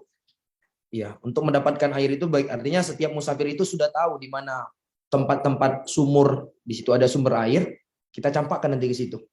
Supaya nanti setelah kita campakin, ada orang yang ngambil dia, kalau sudah diambil dibawa pergi. Karena memang tujuan mereka apa? Menjauhkan Nabi Yusuf dari Nabi Yakub alaihi salam. Ya. Menjauhkan Nabi Yusuf dari Nabi Yakub. In kuntum fa'ilin. Kalau kalian memang benar-benar ingin melakukannya. Akhirnya mereka pun memutuskan untuk menjalankan rencana yang telah diberikan orang tersebut. Maka mereka pun datang kepada Nabi Yusuf, kepada Nabi Yakub. Mereka minta izin kepada Nabi Yakub untuk diperkenankan membawa adik bungsu mereka, Yusuf kecil, untuk bermain-main. Mereka mengatakan, qalu ya abana, ma laka la ta'manna ala Yusuf wa inna lahu lanasihun. Arsilhu ma'ana ghadan yarta' wa yal'ab wa inna lahu lahafidhun. Mereka mengatakan, wahai ayah kami, kenapa engkau tidak mempercayakan Yusuf kepada kami? Wa inna lahu lanasihun. Kami ini adalah orang-orang yang menginginkan kebaikan untuknya. Utuslah dia bersama kami. Biarkan dia bersama kami besok main-main, bersenang-senang. Wa inna lahu lahafidhun. Dan kami pasti akan menjaga Nabi Yusuf. Jadi mereka merayu Nabi Yakub. Mereka mengatakan mungkin kalau Yusuf ini di rumah saja, dia akan bosan. Mungkin dia bosan, dia juga pengen main-main bareng kami. Ya, izinkanlah dia bersama kami. Maka mendengar itu Nabi Yakub alaihi salam mengatakan, inilah yahzununi an tadhhabu bihi wa akhafu wa yaqulahu dhi'bu wa antum anhu ghafilun. Kata Nabi Yakub alaihi salam, sungguh aku sangat sedih kalau kalian pergi membawa dia bermain-main. Dan di samping itu juga aku khawatir bahwa dia itu akan dimakan oleh serigala dalam keadaan kalian lengah darinya. Dari jawaban Nabi Yakub ini sudah cukup membuat kita tahu betapa besar kadar cinta beliau kepada Nabi Yusuf. Untuk dibawa satu hari main-main aja, Nabi Yakub nggak mau. Aku akan sedih kalau kalian bawa dia pergi main-main. Gimana? Belum cerita Nabi Yusuf merantau ini ya. Satu hari aja dibawa, dia nggak mau. Di samping itu kata beliau, aku khawatir. Dia itu dimakan oleh serigala. Dalam keadaan lengah darinya, karena dia masih kecil, belum mampu menjaga dirinya. Tapi mereka terus merayu-rayu Nabi Yakub alaihissalam supaya diizinkan. Iya. Akhirnya mereka mengatakan, qalu la in akalahu dhi'bu wa nahnu usbah, inna idzal khasirun. Ya, wahai ayah kami, kalau sekiranya dia dimakan oleh serigala, padahal kami ini adalah orang-orang yang kuat, maka sungguh kami adalah orang-orang yang sangat merugi. Artinya seakan-akan mereka ingin mengatakan, dimakan serigala, nggak mungkin lah. Kita ini ada 10 orang. Karena Benyamin nggak ikut. Karena Benyamin nggak tahu memang rencana busuk yang dilakukan oleh 10 orang lainnya. Benyamin nggak tahu ini. Jadi yang berencana itu 10 orang. Jadi mereka yang mengatakan seakan-akan kepada mereka, kami ini 10 orang yang hebat-hebat, yang kuat-kuat. Nggak mungkinlah serigala makan dia. Nggak mungkin serigala memakan dia. Akhirnya setelah dibujuk-bujuk, dijanjikan, akhirnya Nabi Yakub alaihissalam pun mengizinkan mereka membawa Nabi Yusuf alaihissalam. Iya, mereka membawa Nabi Yusuf dan mereka menjalankan rencana buruk mereka. Mereka akhirnya melemparkan Nabi Yusuf alaihissalam ke dalam sumur. Dan ketika mereka melemparkan Nabi Yusuf ke dalam sumur, Allah Ta'ala mengatakan, latunabbi'annahum bi'amrihim hadza wa hum la yashkurun. Tenang engkau hai Yusuf, sesungguhnya kelak engkau sendiri yang akan menceritakan perihal apa yang mereka lakukan ini kepada mereka dalam keadaan mereka tidak tahu. Karena memang benar nanti Nabi Yusuf sendiri yang membongkar. Saya adalah Yusuf. Ya. Anda Yusuf, saya adalah Yusuf, kalian dulu melakukan ini dan itu. Nabi Yusuf sendiri menceritakan kepada mereka, subhanallah. Dan ini bentuk apa istilahnya? Jaminan dari Allah Azza wa Jalla bahwa Allah Ta'ala akan memanjangkan umur Nabi Yusuf alaihissalam. Lalu di tengah-tengah itu mereka pun memantau dari jauh. Allah Ta'ala mengatakan waja'at sayyaratun fa'arsalu waridahum fa'adla dalwa. Qala ya busyra hadza gulam wa asarruhu bidha'atah wallahu alimun bima ya'malun. Dan Allah mengatakan, dan datanglah sekelompok musafir. Lalu musafir tersebut mengutus seseorang untuk mengambil air. Ketika orang tersebut sampai di sumur, dia melihat ada anak kecil di dalam sumur. Lalu dia pun mengatakan, ya busyra hadza gulam. Dia mengatakan, duhai betapa senangnya kita. Ini ada seorang anak kecil nih. Ya. Wa asarruhu bidha'ah. Dan mereka pun menyembunyikan barang dagangan tersebut, menyembunyikan Nabi Yusuf. Wallahu alimun bima ya'malun. Sementara Allah mengetahui apa yang mereka perbuat. Jadi disebutkan, tatkala mereka melemparkan Nabi Yusuf, sebelum mereka pulang nanti ke rumah mereka, mereka menunggu Nabi Yusuf, memantau dari jauh. Lemparkan, mereka pantau dari jauh. Memastikan apa? Memastikan Nabi Yusuf nggak naik ke atas, nggak pulang ke rumah. Bukan untuk menolong, dipantau memang. Jadi tatkala mereka menyaksikan Nabi Yusuf itu sudah didapatkan oleh sebagian musafir, mereka pun mendatangi sumur tersebut dan mengatakan kepada para musafir tersebut, ini si Yusuf kecil ini adalah budak kami. Dia budak kami yang lari, yang lepas. Kalau memang kalian tetap ingin membawa dia, bayar kepada kami. Itulah yang kata Allah, وَشَرَوْهُ بِثَمَنٍ بَخْسٍ دَرَاهِمَ مَعْدُودَةٍ وَكَانُوا فِيهِ مِنَ الزَّاهِدِينَ. Dan mereka pun menjual Nabi Yusuf dengan harga yang sangat murah, yang sangat rendah. Yaitu cuma beberapa dirham, karena memang mereka tidak tertarik dengan Nabi Yusuf, kata Allah. Jadi mereka mensyaratkan dibayar bukan karena mereka ingin duit, bukan karena mereka ingin Yusuf kembali, bukan. Artinya kalau pedagang ini nanti sudah mengeluarkan modal untuk Nabi Yusuf, tentu mereka tidak akan mau melepas Nabi Yusuf gitu aja, ya kan? Beda halnya kalau mereka dapatkan Nabi Yusuf secara cuma-cuma. Mungkin saja mereka kasihan kepada Nabi Yusuf, dan mereka bebaskan Nabi Yusuf. Jadi sengaja mereka minta duit supaya apa? Supaya para musafir ini sudah ngeluarin modal, akhirnya nanti mereka nggak akan mungkin kasih bebas Nabi Yusuf kecuali tatkala modal mereka sudah balik. Akhirnya mereka jual Nabi Yusuf alaihissalam sebagai seorang budak. Akhirnya Nabi Yusuf alaihissalam pun dibawa pergi. Nah, setelah Nabi Yusuf alaihissalam pun dibawa pergi, mereka pun kembali kepada ayah mereka. Allah Ta'ala mengatakan, waja'u abahum isya'an yabkun. Qalu ya abana inna dhahabna nastabiqu wa tarakna Yusuf 'inda mata'ina fa akalahu dhi'b. Wa ma anta bimu'minin lana walau kunna shadiqin. Allah mengatakan dan mereka pun mendatangi ayah mereka, Isya. Isya itu di waktu malam. Ya, di waktu Isya. Jadi kejadiannya ini siang, jemaah. Siang, tapi mereka pulangnya malam. Kenapa? Kenapa? Jadi mereka sengaja menunda kepulangan mereka supaya mengesankan kepada ayah mereka ini memang benar-benar terjadi insiden ini. Yabkun, tidak hanya itu, mereka nangis. Air mata buaya, kata orang-orang. Mereka nangis. Sambil mereka mengatakan, qalu ya abana inna dhahabna nastabir. Wahai ayah kami, tadi kami pergi main-main, kami berlomba lari. Wa tarakna Yusuf inda mata'ina. Lalu Yusuf kami tinggalkan di tempat barang-barang kami. Fa'akalahu dhi'ib. Namun lalu dia pun dimakan oleh serigala. Ini kronologisnya ini, subhanallah. Iya, ngeri ya. Rencana yang telah disusun oleh mereka ini untuk melenyapkan Nabi Yusuf alaihissalam. Kami tadi pergi berlari, ya. Kami pergi lari, Yusuf kami tinggalkan karena kan nggak mungkin Nabi Yusuf dibawa ikut lomba lari. Ternyata pas kami balik, Nabi Yusuf sudah dimakan oleh serigala. Subhanallah. Wa ma anta bimu'minin lana walau kunna shadiqin. Tapi kayaknya engkau tidak percaya sama kami, wahai ayah. Walaupun kami ini orang-orang yang jujur.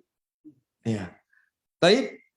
Bahkan tidak hanya itu, jamaah yang dimuliakan Allah. Allah mengatakan waja'u ala qamisihi bidamin kadhib. Mereka datang pulang kepada ayah mereka membawa baju yang sudah dilumuri darah palsu. Jadi sengaja mereka cari darah gitu, dilumurin ke baju Nabi Yusuf supaya memang benar-benar terkesan Nabi Yusuf alaihissalam ini dimakan oleh serigala. Maka mendengar alasan mereka, Nabi Yakub alaihissalam pun mengatakan, bal sawwalat lakum anfusukum amro. Sebenarnya jiwa kalian buruklah yang menghiasi perbuatan tersebut. Jadi di sini jamaah yang dimuliakan Allah, Nabi Yakub tidak langsung percaya. Bahkan memang beliau nggak percaya bahwa Nabi Yusuf itu dimakan oleh serigala. Kenapa? Iya, di antara alasannya karena bajunya nggak koyak. Artinya kalau Nabi Yusuf alaihissalam itu dimakan oleh serigala, pasti bajunya koyak-koyak. Kan nggak mungkin serigala suruh buka dulu baju. Artinya mereka meninggalkan celah. Ya. Meninggalkan apa? Celah. Ini dimanfaatkan oleh Nabi Yakub alaihissalam untuk mengetahui ini ternyata adalah kebohongan. Ini ternyata adalah hasil rekayasa dari mereka. Alasan lainnya kenapa Nabi Yakub alaihissalam itu tidak langsung percaya dengan mereka, kata para ulama, karena Nabi Yakub sudah mendengar mimpi yang dilihat oleh Nabi Yusuf. Dan mimpi tersebut adalah mimpi yang agung. Tidak mungkin Nabi Yusuf meninggal sebelum mimpi itu terjadi. Ini dia kata kuncinya. Sehingga para ulama mengatakan, inilah yang membuat Nabi Yakub itu nggak percaya. Mereka tahu, Nabi Yakub tahu, kalau ini adalah rekayasa dari 10 orang anak-anaknya terhadap adik mereka. Tapi lihat jamaah yang dimuliakan Allah, apa yang dikatakan oleh Nabi Yakub alaihissalam, beliau mengatakan fasabrun jamil wallahul musta'anu ala ma tasifun. Sungguh kesabaran itulah yang terbaik dan hanya kepada Allah lah tempat meminta pertolongan atas cerita yang kalian ceritakan ini. Artinya Nabi Yakub alaihissalam itu tahu bahwa Nabi Yusuf tidak dimakan oleh serigala. Ini adalah rekayasa dari saudara-saudara. Dan Nabi Yakub juga tahu Nabi Yusuf itu tidak akan mungkin kembali lagi sekarang. Sehingga beliau mengatakan apa? Fasabrun jamil. Kesabaran itulah yang terbaik. Wallahul musta'anu ala ma tasifun. Hanya kepada Allah lah tempat kita meminta pertolongan atas cerita yang kalian ceritakan. Pelajaran yang pertama bisa kita petik di sini jemaah. Kita tahu di masa itu manusia yang paling Allah Ta'ala cintai adalah Nabi Yakub alaihissalam. Beliau seorang nabi. Sudah pasti beliau adalah manusia yang paling dicintai oleh Allah. Tapi lihat bagaimana ujian yang datang kepada Nabi Yakub alaihissalam. Bahkan ujian yang menimpa beliau itu lebih besar daripada ujian yang berkaitan dengan harta. Iya nggak jemaah? Lebih besar daripada ujian yang berkaitan dengan bisnis. Bisnis kita bangkrut, benar itu ujian. Tapi itu belum ada apa-apanya tatkala kehilangan seorang anak. Itu berat sekali jamaah yang dimuliakan Allah. Iya. Lebih ringan kita kehilangan seluruh harta kita dibandingkan kehilangan anak. Benar apa tidak? Benar jamaah. Apalagi yang hilang itu adalah anak yang paling kita cintai. Ujian yang sangat luar biasa ini jamaah yang dimuliakan Allah. Ini menunjukkan kepada kita bahwa ujian yang Allah timpakan kepada kita itu tidak selamanya adalah bentuk Allah benci sama kita. Belum tentu itu tanda Allah marah kepada kita, benci kepada kita. Sehingga jangan berburuk sangka kepada Allah Azza wa Jalla. Ujian demi ujian yang kita dapati di kehidupan ini bukanlah alasan yang membenarkan kita berburuk sangka kepada Allah. Bahkan seorang mukmin semakin berat ujian dan cobaan yang menimpa dia, dia harus semakin berbaik sangka kepada Allah. Lihat Nabi Yakub alaihissalam. Wallahul musta'an. Hanya kepada Allah lah tempat meminta pertolongan. Pelajaran lainnya jamaah yang dimuliakan Allah. Nabi Yakub alaihissalam adalah orang yang soleh. Namun ada kalanya beliau itu diuji dengan anak-anak beliau yang durhaka. Iya enggak? Ini anak durhaka enggak ini jamaah? Oh jelas anak durhaka ini. Beliau seorang nabi, seorang yang soleh. Allah uji dengan anak-anak yang durhaka jamaah. Tapi apa yang dilakukan oleh Nabi Yusuf? Ada nggak Nabi Yusuf pukul mereka tiap hari? Nabi Yakub pukulin mereka? Atau tatkala mereka datang ngaku dengan rekayasa yang mereka sudah susun tadi? Ada nggak Nabi Yakub ambil rotan gitu ikat pinggang? Kalian berbaris. Hajar semua. Enggak. Fasabrun jamil. Bersabar itulah yang terbaik. Subhanallah. Artinya orang tua jamaah yang dimuliakan Allah. Ketika dia itu diuji oleh Allah Azza wa Jalla. Mungkin dengan anak-anak yang kurang soleh, kurang taat. Ya, tugas dia adalah berdoa kepada Allah Azza wa Jalla. Jangan justru sebaliknya tatkala kita mendapati anak-anak kita ini melawan sama kita, kurang taat tatkala kita perintahkan, lalu kita doakan dengan doa-doa kejelekan. Jangan jamaah yang dimuliakan Allah. Ya, sebagian orang tua subhanallah, ketika mendapati anaknya itu tidak mau menjalankan perintahnya, disuruh malas, dia sumpah serapah anaknya. Ya kan? Mati aja lah kau. Gimana setannya nih? Ya, nyesal pula kita lahirkan dia nih. Dan yang semisal dengan itu. Ya. Enggak boleh seperti itu jamaah yang dimuliakan Allah. Enggak boleh seperti itu. Justru yang ada kita doakan mereka dengan doa-doa kebaikan. Karena doa orang tua adalah salah satu dari doa yang pasti dikabulkan oleh Allah. Dan kita khawatir tatkala kita mendoakan anak kita dengan doa kejelekan, itu akan membuat dia semakin buruk, semakin jauh dari Allah Azza wa Jalla. Makanya ada seorang datang mengadu kepada Sufyan Ats-Tsauri, kalau tidak salah, atau Sufyan ibnu Uyainah, tentang anaknya yang durhaka. Iya, tentang anaknya yang durhaka. Apa jawaban Sufyan ibnu Uyainah atau Sufyan Ats-Tsauri ini? Dia bertanya, kamu pernah nggak mendoakan kejelekan untuk anakmu? Pernah katanya. Kamu yang sudah merusak anakmu ini. Siapa yang disalahkan? Orang tuanya. Kamu yang sudah merusak dia disebabkan apa? Doa tadi. Jadi jangan sampai kita ringan lisan kita mendoakan kejelekan kepada anak kita jamaah yang dimuliakan Allah. Doakan mereka dengan doa-doa kebaikan. Iya. Doakan mereka dengan doa-doa kebaikan. Begitu jamaah yang dimuliakan Allah. Iya. Baik. Kemudian Nabi Yusuf alaihi salam pun dibawa ke Mesir karena memang para musafir tadi sedang menuju perjalanan menuju Mesir. Mereka pun mulai menjejakan barang dagangan mereka, termasuk Nabi Yusuf alaihissalam yang sudah berstatus sebagai seorang budak pada waktu itu. Nah, Nabi Yusuf alaihissalam pun dibeli oleh seorang menteri keuangan negeri Mesir yang dinamakan dengan Al-Aziz. Seorang yang kaya, seorang yang mulia, dan dia ini memiliki seorang istri yang sangat cantik jelita. Disebutkan di dalam Israiliyat, nama perempuan tersebut Zulaikha. Ya, Zulaikha bika Ambon, bukan ya? Zulaikha namanya. Baik. Akhirnya singkat cerita Nabi Yusuf alaihi salam pun dibeli dan menjadi anak angkat dari menteri keuangan Mesir tadi, dan Nabi Yusuf alaihi salam pun tumbuh besar menjadi seorang lelaki yang sangat gagah dan sangat tampan. Iya. Sangat gagah dan sangat tampan, dan perawakannya berbeda dengan perawakan orang-orang setempat. Nah, Nabi Yusuf berasal dari Bani Israel, sementara orang setempat adalah suku Heksos pada waktu itu. Baik. Nah, Nabi alaihi salatu wasallam pernah menceritakan bagaimana tampannya Nabi Yusuf alaihi salam ya. Nabi alaihi salatu wasallam mengatakan ketika beliau Mi'raj ke langit yang ketujuh, beliau ditanya tentang Nabi Yusuf. Maka beliau mengatakan apa? Qad utiya syatrul hasan. Nabi Yusuf itu telah diberikan setengah ketampanan. Jadi tampanan itu luar biasa dimiliki Nabi Yusuf alaihi salam. Memang Nabi yang memang terkenal sebagai Nabi yang tampan itu siapa? Nabi Yusuf. Tapi apakah Nabi Yusuf Nabi yang paling tampan? Tidak. Siapa Nabi yang paling tampan? Nabi Adam alaihi salam. Sebagian para ulama mengatakan ada Nabi Muhammad. Jelas ya? Nabi Adam alaihi salam. Baik. Namun Nabi Yusuf yang terkenal, ya mungkin karena kisah beliau, karena ketampanan beliau diuji oleh Allah Azza wa Jalla. Karena ketampanan beliau diuji oleh Allah Subhanahu wa ta'ala. Ya, sebagian khurafat yang tersebar di tengah masyarakat apa itu jamaah? Kalau hamil baca surat Yusuf supaya anaknya mirip Nabi Yusuf. Subhanallah.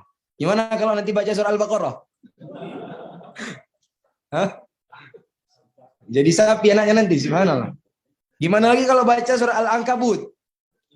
Hah? Ankabut laba-laba. Apa nanti anaknya lagi jadi Spiderman? Subhanallah. Ini khurafat yang banyak tersebar di tengah masyarakat. Itu tidak benar jamaah yang dimuliakan Allah. Iya kan? Jadi jangan sampai gara-gara itu orang takut baca Al-Quran. Jadi pas dia hamil bacanya surat Yusuf aja. Dia nggak berani baca Al-Baqarah, nggak berani baca Al-Fil, nggak berani baca An-Naml, nggak berani baca Al-Ankabut. Subhanallah. Jelas ya? Baik. Nah, kemudian karena saking tampannya Nabi Yusuf alaihi salam. Ya, saking tampannya Nabi Yusuf alaihi salam, Zulaikha ini tertarik kepada Nabi Yusuf. Nah, inilah awal juga dari ujian yang menimpa Nabi Yusuf. Setelah sebelumnya ujian beliau telah berakhir, beliau hidup di keluarga yang kaya, diangkat menjadi seorang anak angkat, hidup penuh dengan fasilitas. Ujian datang lagi kepada Nabi Yusuf alaihissalam. Ujian bertubi-tubi. Allah Ta'ala mengatakan warawadathu allati huwa fi baitiha an nafsihi wa ghallaqatil abwab wa qalat haytalak. Dan wanita yang Yusuf tinggal di rumahnya itu tertarik dengan Nabi Yusuf sehingga dia menggoda Nabi Yusuf. Dan godaannya nggak tanggung-tanggung, jamaah yang dimuliakan Allah. Godanya nggak tanggung-tanggung. Wa ghallaqatil abwab. Wanita itu sudah menutup pintu kamar. Wa qalat haytalak. Dan dia mengatakan kemarilah engkau. Ini berat ini nggak jamaah? Hah? Berat nggak? Berat sekali ini jamaah. Ya, jangan bayangkan kita di posisi Nabi Yusuf, kalah kita. Iya nggak? Gimana nggak berat? Berapa sisi yang membuat ini ujiannya sangat berat? Yang pertama, ya kita tahu sendiri, fitnah wanita adalah fitnah yang terbesar bagi kaum lelaki. Nabi mengatakan, ma taraktu ba'di fitnatan adharra 'ala rijal minan nisa. Tidaklah aku meninggalkan ada suatu fitnah yang lebih membahayakan kaum lelaki dibandingkan fitnah wanita. Ada orang yang tahan dengan fitnah harta. Ada orang yang tahan dengan fitnah jabatan. Ada orang yang tahan dengan fitnah kemuliaan. Tapi dengan wanita kalah. Ditambah lagi, yang menggodanya itu adalah istri Menteri Keuangan Negeri Mesir. Kalau dibilang tadi, istri Menteri Keuangan Negeri Ethiopia, mungkin aja ini. Iya kan? Afrika Utara misalnya yang menggoda. Ya. Ini mungkin nggak terlalu cantik lah. Ini istri dari Menteri Kerajaan Mesir yang menggoda. Bisa kita tahu bagaimana luar biasa cantiknya. Dan ditambah lagi memang Zulaikha itu terkenal dengan wanita yang sangat cantik. Ditambah lagi Nabi Yusuf alaihissalam itu tatkala beliau di usia remaja, masa-masa puber. Artinya di situ di mana syahwatnya itu benar-benar bergejolak. Beda kalau sudah tua mungkin ya. Sudah tua mungkin ya. Kemampuan tidak seperti ketika muda. Kan begitu jemaah. Ditambah lagi Nabi Yusuf alaihissalam itu statusnya sebagai apa? Perantau. Ini berat ini jemaah. Kita kalau ingin bermaksiat di kampung halaman kita itu mikirnya berapa kali? Mikir kalau ketahuan gimana, keluarga malu, orang tua gimana, kita kena usir. Ya nggak? Semua tahu satu kampung, semua kenal sama kita. Tapi kalau sudah namanya dirantau ke Jakarta, nggak ada yang kenal seorang pun. Mau jadi apapun nggak ada yang kenal sama kita. Sehingga peluang untuk melakukan keburukan itu lebih besar. Dan itu yang dialami oleh Nabi Yusuf alaihissalam. Ditambah lagi yang menggodanya adalah si wanita, bukan laki-lakinya yang goda. Biasanya laki-laki yang goda wanita. Ini yang goda adalah wanita. Dikunci lagi pintu, subhanallah. Dikunci lagi pintu. Berat sekali jamaah yang dimuliakan Allah. Lalu apa yang dikatakan oleh Nabi Yusuf alaihissalam? Beliau mengatakan, ma'adallah. Innahu rabbi ahsana maswai, innahu la yuflihudz zalimun. Beliau mengatakan, aku berlindung kepada Allah. Sungguh Tuanku telah memperlakukan aku dengan sangat baik. Dan sesungguhnya orang-orang yang zalim itu tidak akan pernah beruntung. Jadi tatkala kita mengalami godaan yang seperti ini, ingat-ingat kisah Nabi Yusuf alaihissalam ini jemaah. Ma'adallah. Aku berlindung kepada Allah Subhanahu wa taala. Dan dia mengatakan, innahu rabbi ahsana maswai. Sesungguhnya Rabbku, Tuanku sudah berbuat baik kepada aku. Ada dua penafsiran para ulama terkait makna Rabb di sini. Penafsiran yang pertama, ada yang mengatakan Rabb yang dimaksud di situ adalah Al-Aziz itu sendiri, suami dari si Zulaikha ini. Artinya Nabi Yusuf ingin mengatakan, ini suamimu ini sudah berbuat baik kepada saya ini. Baik sekali dia sama saya. Tidak mungkinlah saya mengkhianatinya. Nggak mungkin saya memperlakukan istrinya dengan seperti ini. Tidak mungkin. Makna yang kedua mengatakan bahwa Rabb yang dimaksud di situ adalah Allah. Artinya beliau ingin mengatakan Allah sudah memberikan kepada aku berbagai macam kenikmatannya. Allah berikan kepada aku kemudahan demi kemudahan. Tidak mungkin aku memaksiati Allah Azza wa Jalla. Ini di antara hal yang akan memudahkan kita untuk terlepas dari kemaksiatan. Meninggalkan maksiat apa jemaah? Ingat-ingat kebaikan yang Allah telah berikan kepada kita. Kita sudah melakukan maksiat ini dan itu masih Allah tutupi. Masih Allah berikan kepada kita kesempatan untuk bertaubat. Mampu sekali Allah Azza wa Jalla mencabut nyawa kita tatkala kita melakukan maksiat tersebut. Allah sangat mampu memberikan balasan segera, seketika kepada kita tatkala kita berbuat maksiat. Tapi Allah Azza wa Jalla tunda itu semua. Allah berikan kepada kita kesempatan untuk bertaubat. Allah berikan kesempatan kepada kita untuk kembali kepada Allah Subhanahu wa taala. Ini yang diingat oleh Nabi Yusuf alaihi salam. Sehingga dia mengatakan innahu rabbi ahsana mathwaya. Sesungguhnya Tuhanku telah berbuat baik kepadaku. Innahu la yuflihudz zalimun. Sesungguhnya orang-orang yang zalim itu tidak akan pernah menang. Ini di antara juga hal yang membuat kita mudah meninggalkan maksiat adalah ingat bagaimana kesudahan bagi mereka orang-orang yang berbuat kedzaliman. Karena di antara bentuk kedzaliman adalah bermaksiat. Orang yang melakukan perbuatan zalim, maksiat, itu secara tidak langsung dia sudah menzalimi dirinya sendiri. Baik. Kemudian Allah mengatakan walaqad hammat bihi wa hamma biha laula an ra'a burhana rabbih kadzalika linasrifa anhu su'a wal fahsya innahu min ibadinal mukhlasin. Allah mengatakan dan sungguh wanita tersebut hammat bihi, hammat biha. Hammat bihi. Dia sudah berkeinginan kepada Nabi Yusuf alaihissalam. Wa hamma biha. Dan Nabi Yusuf juga sudah berkeinginan kepada wanita tersebut. Dan di sini terjadi silang pendapat di tengah para ulama. Namun yang benarnya disebutkan oleh Syekh Utsman Al-Khamis hafizahullah taala bahwa kalimat wa hamma biha ini terjadi pada konteks kalimat ini takdim wa ta'khir. Artinya susunan awal kalimat ini kata beliau adalah walaqad hamma bihi laula an ra'a burhana rabbi la hamma biha. Jadi sehingga kita mengartikannya walaupun ada penafsiran lainnya memang. Ada yang mengatakan memang Nabi Yusuf sudah terbesit juga di benak beliau, di hati beliau keinginan ya wajar saja itu sifat tabiat manusia. Cuma segera ditepis. Ada pula yang mengatakan mana kalimatnya jadinya dan sungguh wanita tersebut sudah berkeinginan kepada Nabi Yusuf. Dan Nabi Yusuf kalau sekiranya dia tidak melihat tanda dari Tuhannya, lahamma biha. Tentu dia juga berkeinginan kepada wanita tersebut. Dan ini yang dikuatkan oleh Syekh Utsman Al-Khamis di dalam kitab beliau Fabihudahu Muqtadi yang membahas tentang kisah para nabi dan rasul. Ya, jelas ya. Kadzalika linasrifa anhu su'a wal fahsya. Demikianlah. Ya, walaupun para ulama berselisih. Apa yang dimaksud dengan burhan Rabbi di sini? Terjadi silang pendapat di tengah para ulama. Ada yang mengatakan yang dimaksud dengan burhan Rabbi, tanda Rabbnya yang Allah tampakkan kepada Nabi Yusuf tatkala beliau digoda oleh Zulaikha adalah wajah kedua orang tuanya. Jadi tatkala beliau digoda, Allah seakan-akan tampakkan di hadapan Nabi Yusuf alaihissalam wajah kedua orang tuanya. Sehingga dia segera teringat dan beristighfar serta meminta perlindungan kepada Allah Subhanahu wa taala. Ada pula yang menafsirkan burhan Rabbi di sini adalah Allah wahyukan kepada Nabi Yusuf alaihissalam ihrib untuk lari. Dan itu didukung oleh ayat setelahnya nanti. Dan ini pula yang dikuatkan oleh Syekh Utsman Al-Khamis. Dan Allah katakan wa kadzalika linasrifa anhu su'a wal fahsya. Demikianlah kami palingkan dari dia perbuatan yang jelek dan perbuatan keji.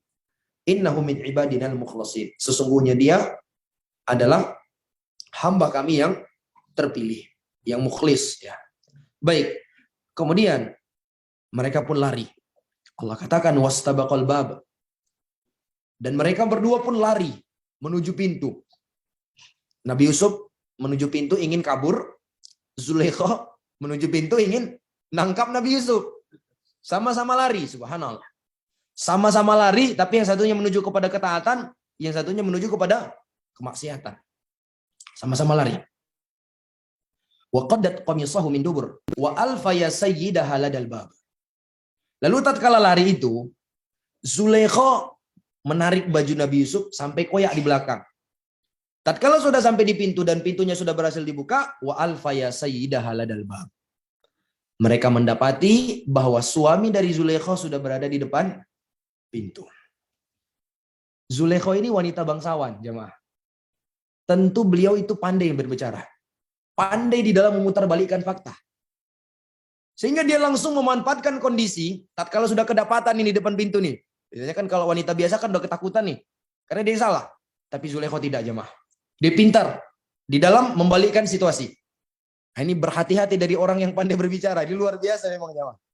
Apa kata Zulaikha? Langsung dia mengatakan, qalat ma jazaa'u man arada bi ahlika su'an illa an yusjana au adzabun alim.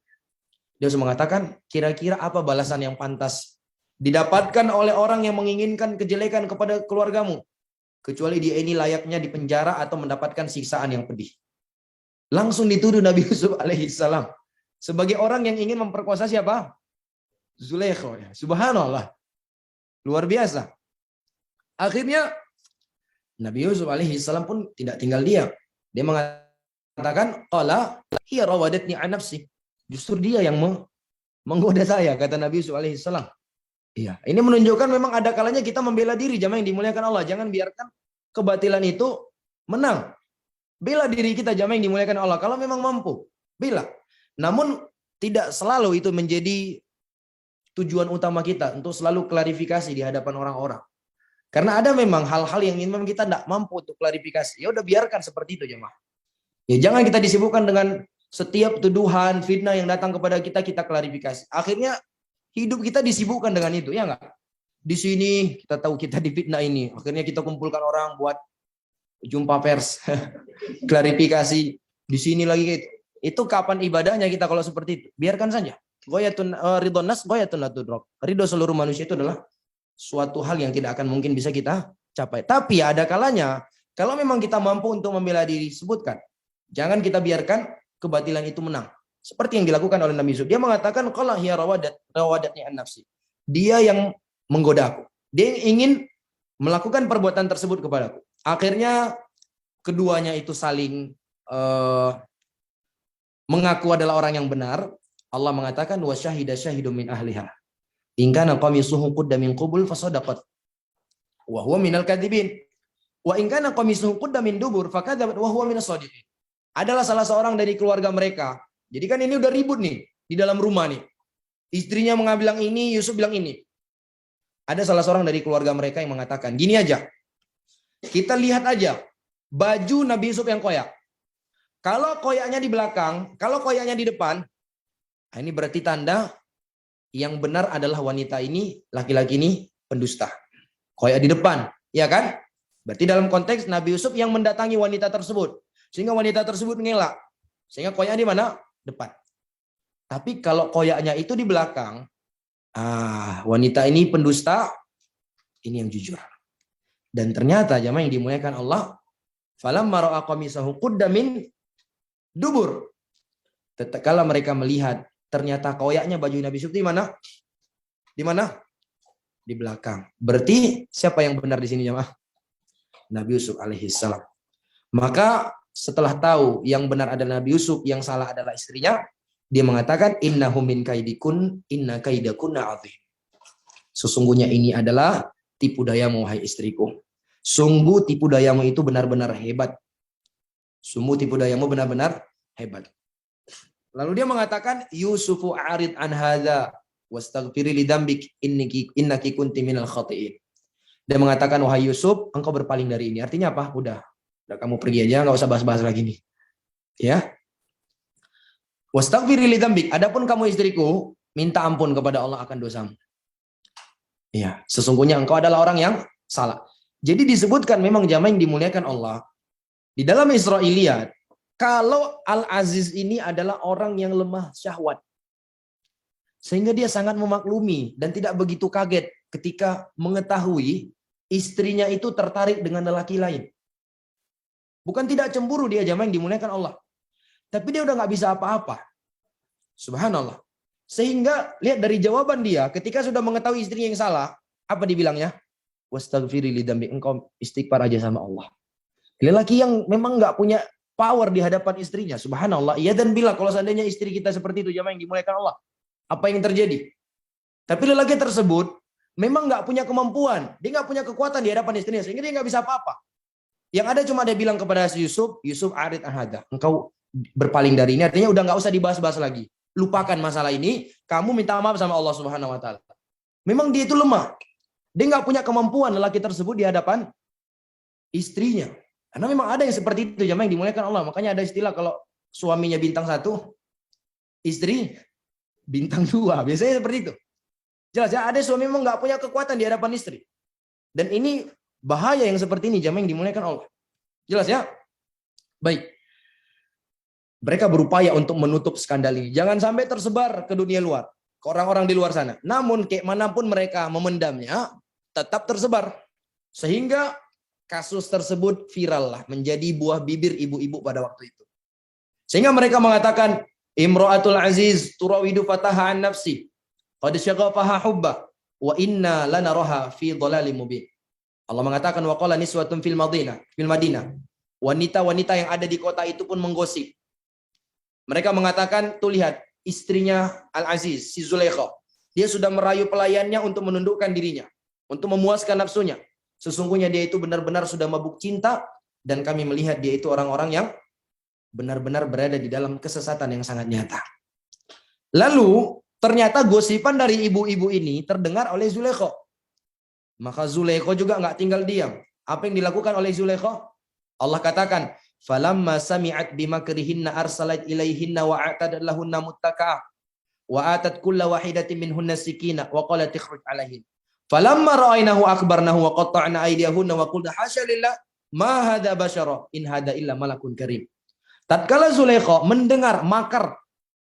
Kenapa gosipan ibu-ibu ini dikatakan makar? Karena kata para ulama, memang mereka sengaja memperdengarkan gosipan-gosipan mereka kepada Zulaikha karena mereka sendiri dengan harapan mereka nanti diundang ke istana supaya bisa lihat Yusuf, karena mereka sendiri penasaran dengan ketampanan Nabi Yusuf. Dan subhanallah, benar apa yang mereka inginkan tercapai. Ketika mereka si Zulaikha mendengar gosipan dari ibu-ibu, arsalat ilaihin, maka dia undang. Wa atadat lahunna muttaka, dipersiapkan tempat duduk mereka. Ibu-ibu yang diundang ke istana ini disiapkan tempat duduknya. Wa atat lahunna wa atat wahidatan minhunna sikina, wahidatan minhunna sikina. Didatangkan, diberikan kepada masing-masing ibu-ibu itu pisau. Dikasih pisau untuk memotong buah-buahan yang ada di depan. Setelah mereka memegang pisau, maka Zulaikha pun mengatakan kepada Yusuf, lihat nih, bagaimana kelemahan lelaki tersebut. Sudah terjadi tragedi yang seperti ini, tapi masih diberikan kesempatan kepada istrinya untuk berkomunikasi dengan Nabi Yusuf. Paling tidaknya harusnya Nabi Yusuf, ya dikeluarkanlah dari rumah. Kalaupun memang nggak sanggup memberikan hukuman kepada istri, kan begitu. Tapi dia tetap tidak berani pada istrinya. Istrinya mengatakan, ukhruj alaihin. Kamu sekarang keluar, tampakkan wajahmu di hadapan mereka. Falamma ra'ainahu, tatkala para wanita-wanita itu melihat Nabi Yusuf, akbarnahu, mereka pun benar-benar terkaget-kaget melihat ketampanan Nabi Yusuf. Wa qatta'na aydiyahun, dan mereka koto itu wazannya fa'ala. Beda dengan koto'ah yang wazannya fa'ala. Kalau koto'ah artinya memotong. Kalau koto'ah itu memotong-motong. Paham perbedaannya? Kalau kadzaba berdusta. Kadzaba banyak dusta. Jelas ya? Berarti di sini mereka itu memotong tangannya itu bukan hanya sekali tersayat.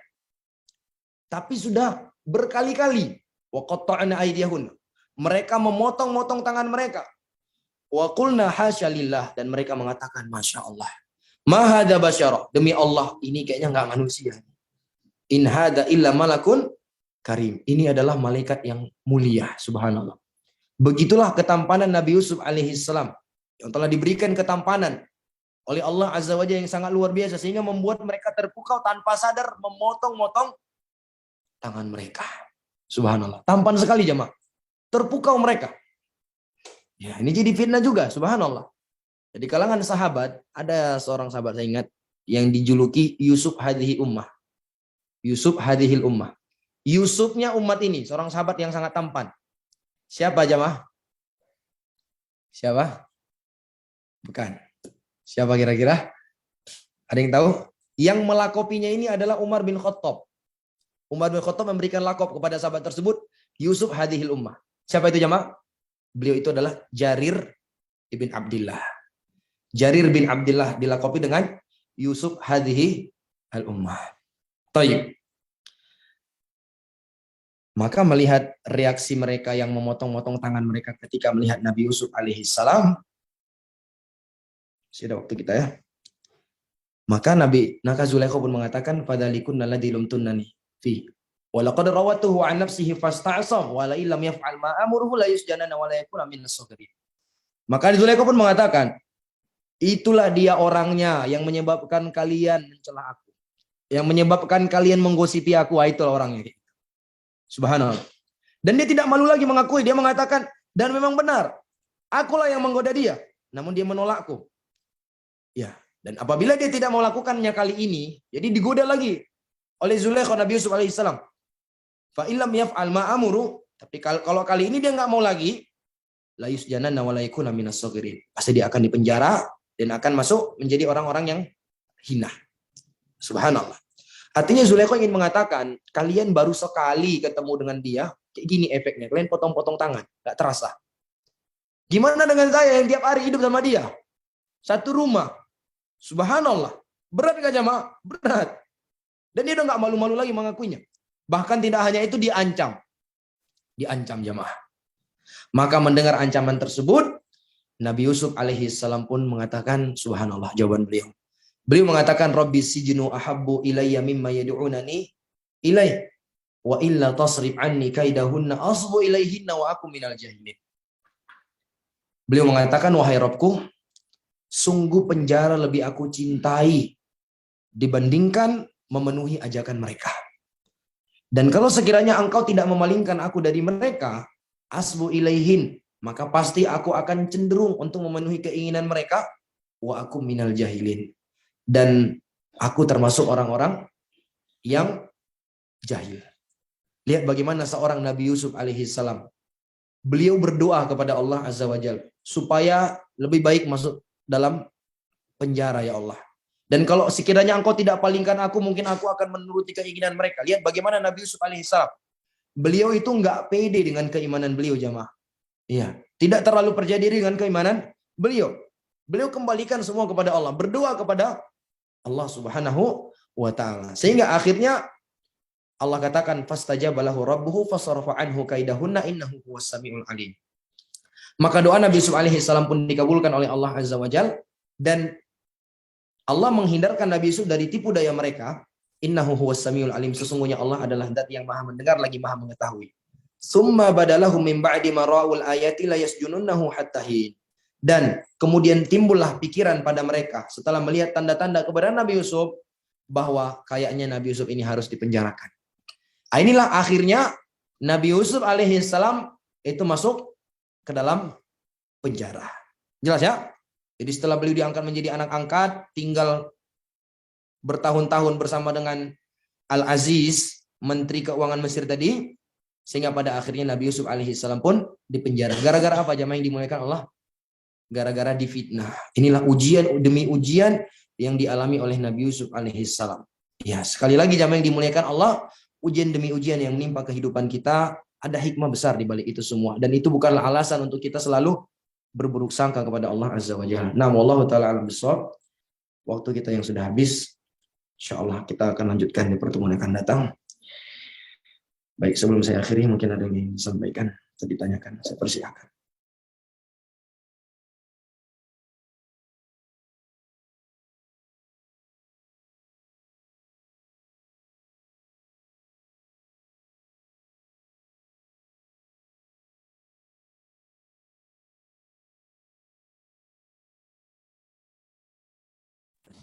Ya. Jadi akhir dari kisah saudara-saudaranya ini, apakah mereka itu, maksudnya jangan kita terjatuh juga mencela saudara-saudara Nabi Yusuf. Akhirnya apakah mereka itu bertaubat dan taubatnya diterima atau bagaimana? Ya. Baik, terkait akhir kehidupan mereka nanti ini, saudara-saudaranya itu disebutkan memang bertobat. Kan di dalam surat Yusuf disebutkan juga nanti. Akhirnya mereka bertobat, bahkan mereka minta ampunan, supaya minta doa kepada Nabi Yakub agar Nabi Yakub mengampuninya. Nabi Yusuf juga demikian, sudah memaafkan. Mereka bertobat. Jelas ya? Jadi saudara-saudara Nabi Yusuf yang nantinya pada akhirnya mereka yang tadinya mereka berniat mencampakkan Nabi Yusuf, mereka akhirnya bertobat. Hanya saja para ulama berselisih. Apakah saudara-saudara Nabi Yusuf ini yang disebut dengan Al-Asbat di dalam Al-Quran? Ataukah tidak? Memang ada sebagian riwayat disebutkan mereka ini diangkat menjadi nabi nantinya. Namun lagi-lagi Syekh Utsman Al-Khamis menyebutkan bahwa pendapat yang paling benarnya bahwa mereka ini tidak diangkat jadi nabi. Karena tidak mungkin seorang nabi itu melakukan kejahatan yang seperti itu. Karena para nabi itu terjaga. Semasa dia sebelum menjadi nabi itu sudah dijaga oleh Allah Azza wa Jalla. Dari perbuatan-perbuatan yang merupakan dosa besar itu terjaga para nabi. Para nabi itu maksum dari dosa-dosa besar. Adapun dosa-dosa kecil bisa jadi 1-2 di antara mereka terjatuh ke dalam kesalahan, ya kan? Seperti Nabi Adam terjatuh ke dalam kesalahan. Ya. Dan juga di antara hal yang menunjukkan bahwa para nabi pun terjatuh ke dalam dosa-dosa kecil adalah dalam hal mensyukuri nikmat Allah. Mensyukuri nikmat Allah apa hukumnya? Apa jemaah? Wajib. Sementara Allah katakan di dalam Al-Quran, wa in ta'uddu nikmatallah la tuhsuha. Kalau kalian mau hitung nikmat Allah nggak mampu. Berarti jangankan mensyukurinya. Ngitung aja nggak bisa. Berarti dari segi ini kita sudah terhitung sebagai orang yang berdosa. Ketidakmampuan kita di dalam mensyukuri seluruh nikmat Allah. Ya, di sini kata para ulama, dalam hal ini masuk juga dalamnya para ulama, para nabi. Jelas ya? Jadi para nabi itu terjatuh ke dalam dosa-dosa kecil, tapi mereka segera bertobat kepada Allah dan Allah terima tobat mereka. Baik. Nah, terkait saudara-saudara Nabi Yusuf, apakah mereka nanti jadi para nabi? Yang benarnya tidak. Tapi kalau dikatakan bertobat, iya. Jawabannya mereka bertobat. Nah, kalau soal ini mencela, jangan dicela orangnya. Yang dicela adalah perbuatan mereka yang salah tadi. Jelas ya? Tidak dibenarkan kita mencela seorang apalah karena perbuatan dosa yang dia sudah bertobat dari dosa tersebut. Allahu a'lam bishawab. Baik, ada yang lain?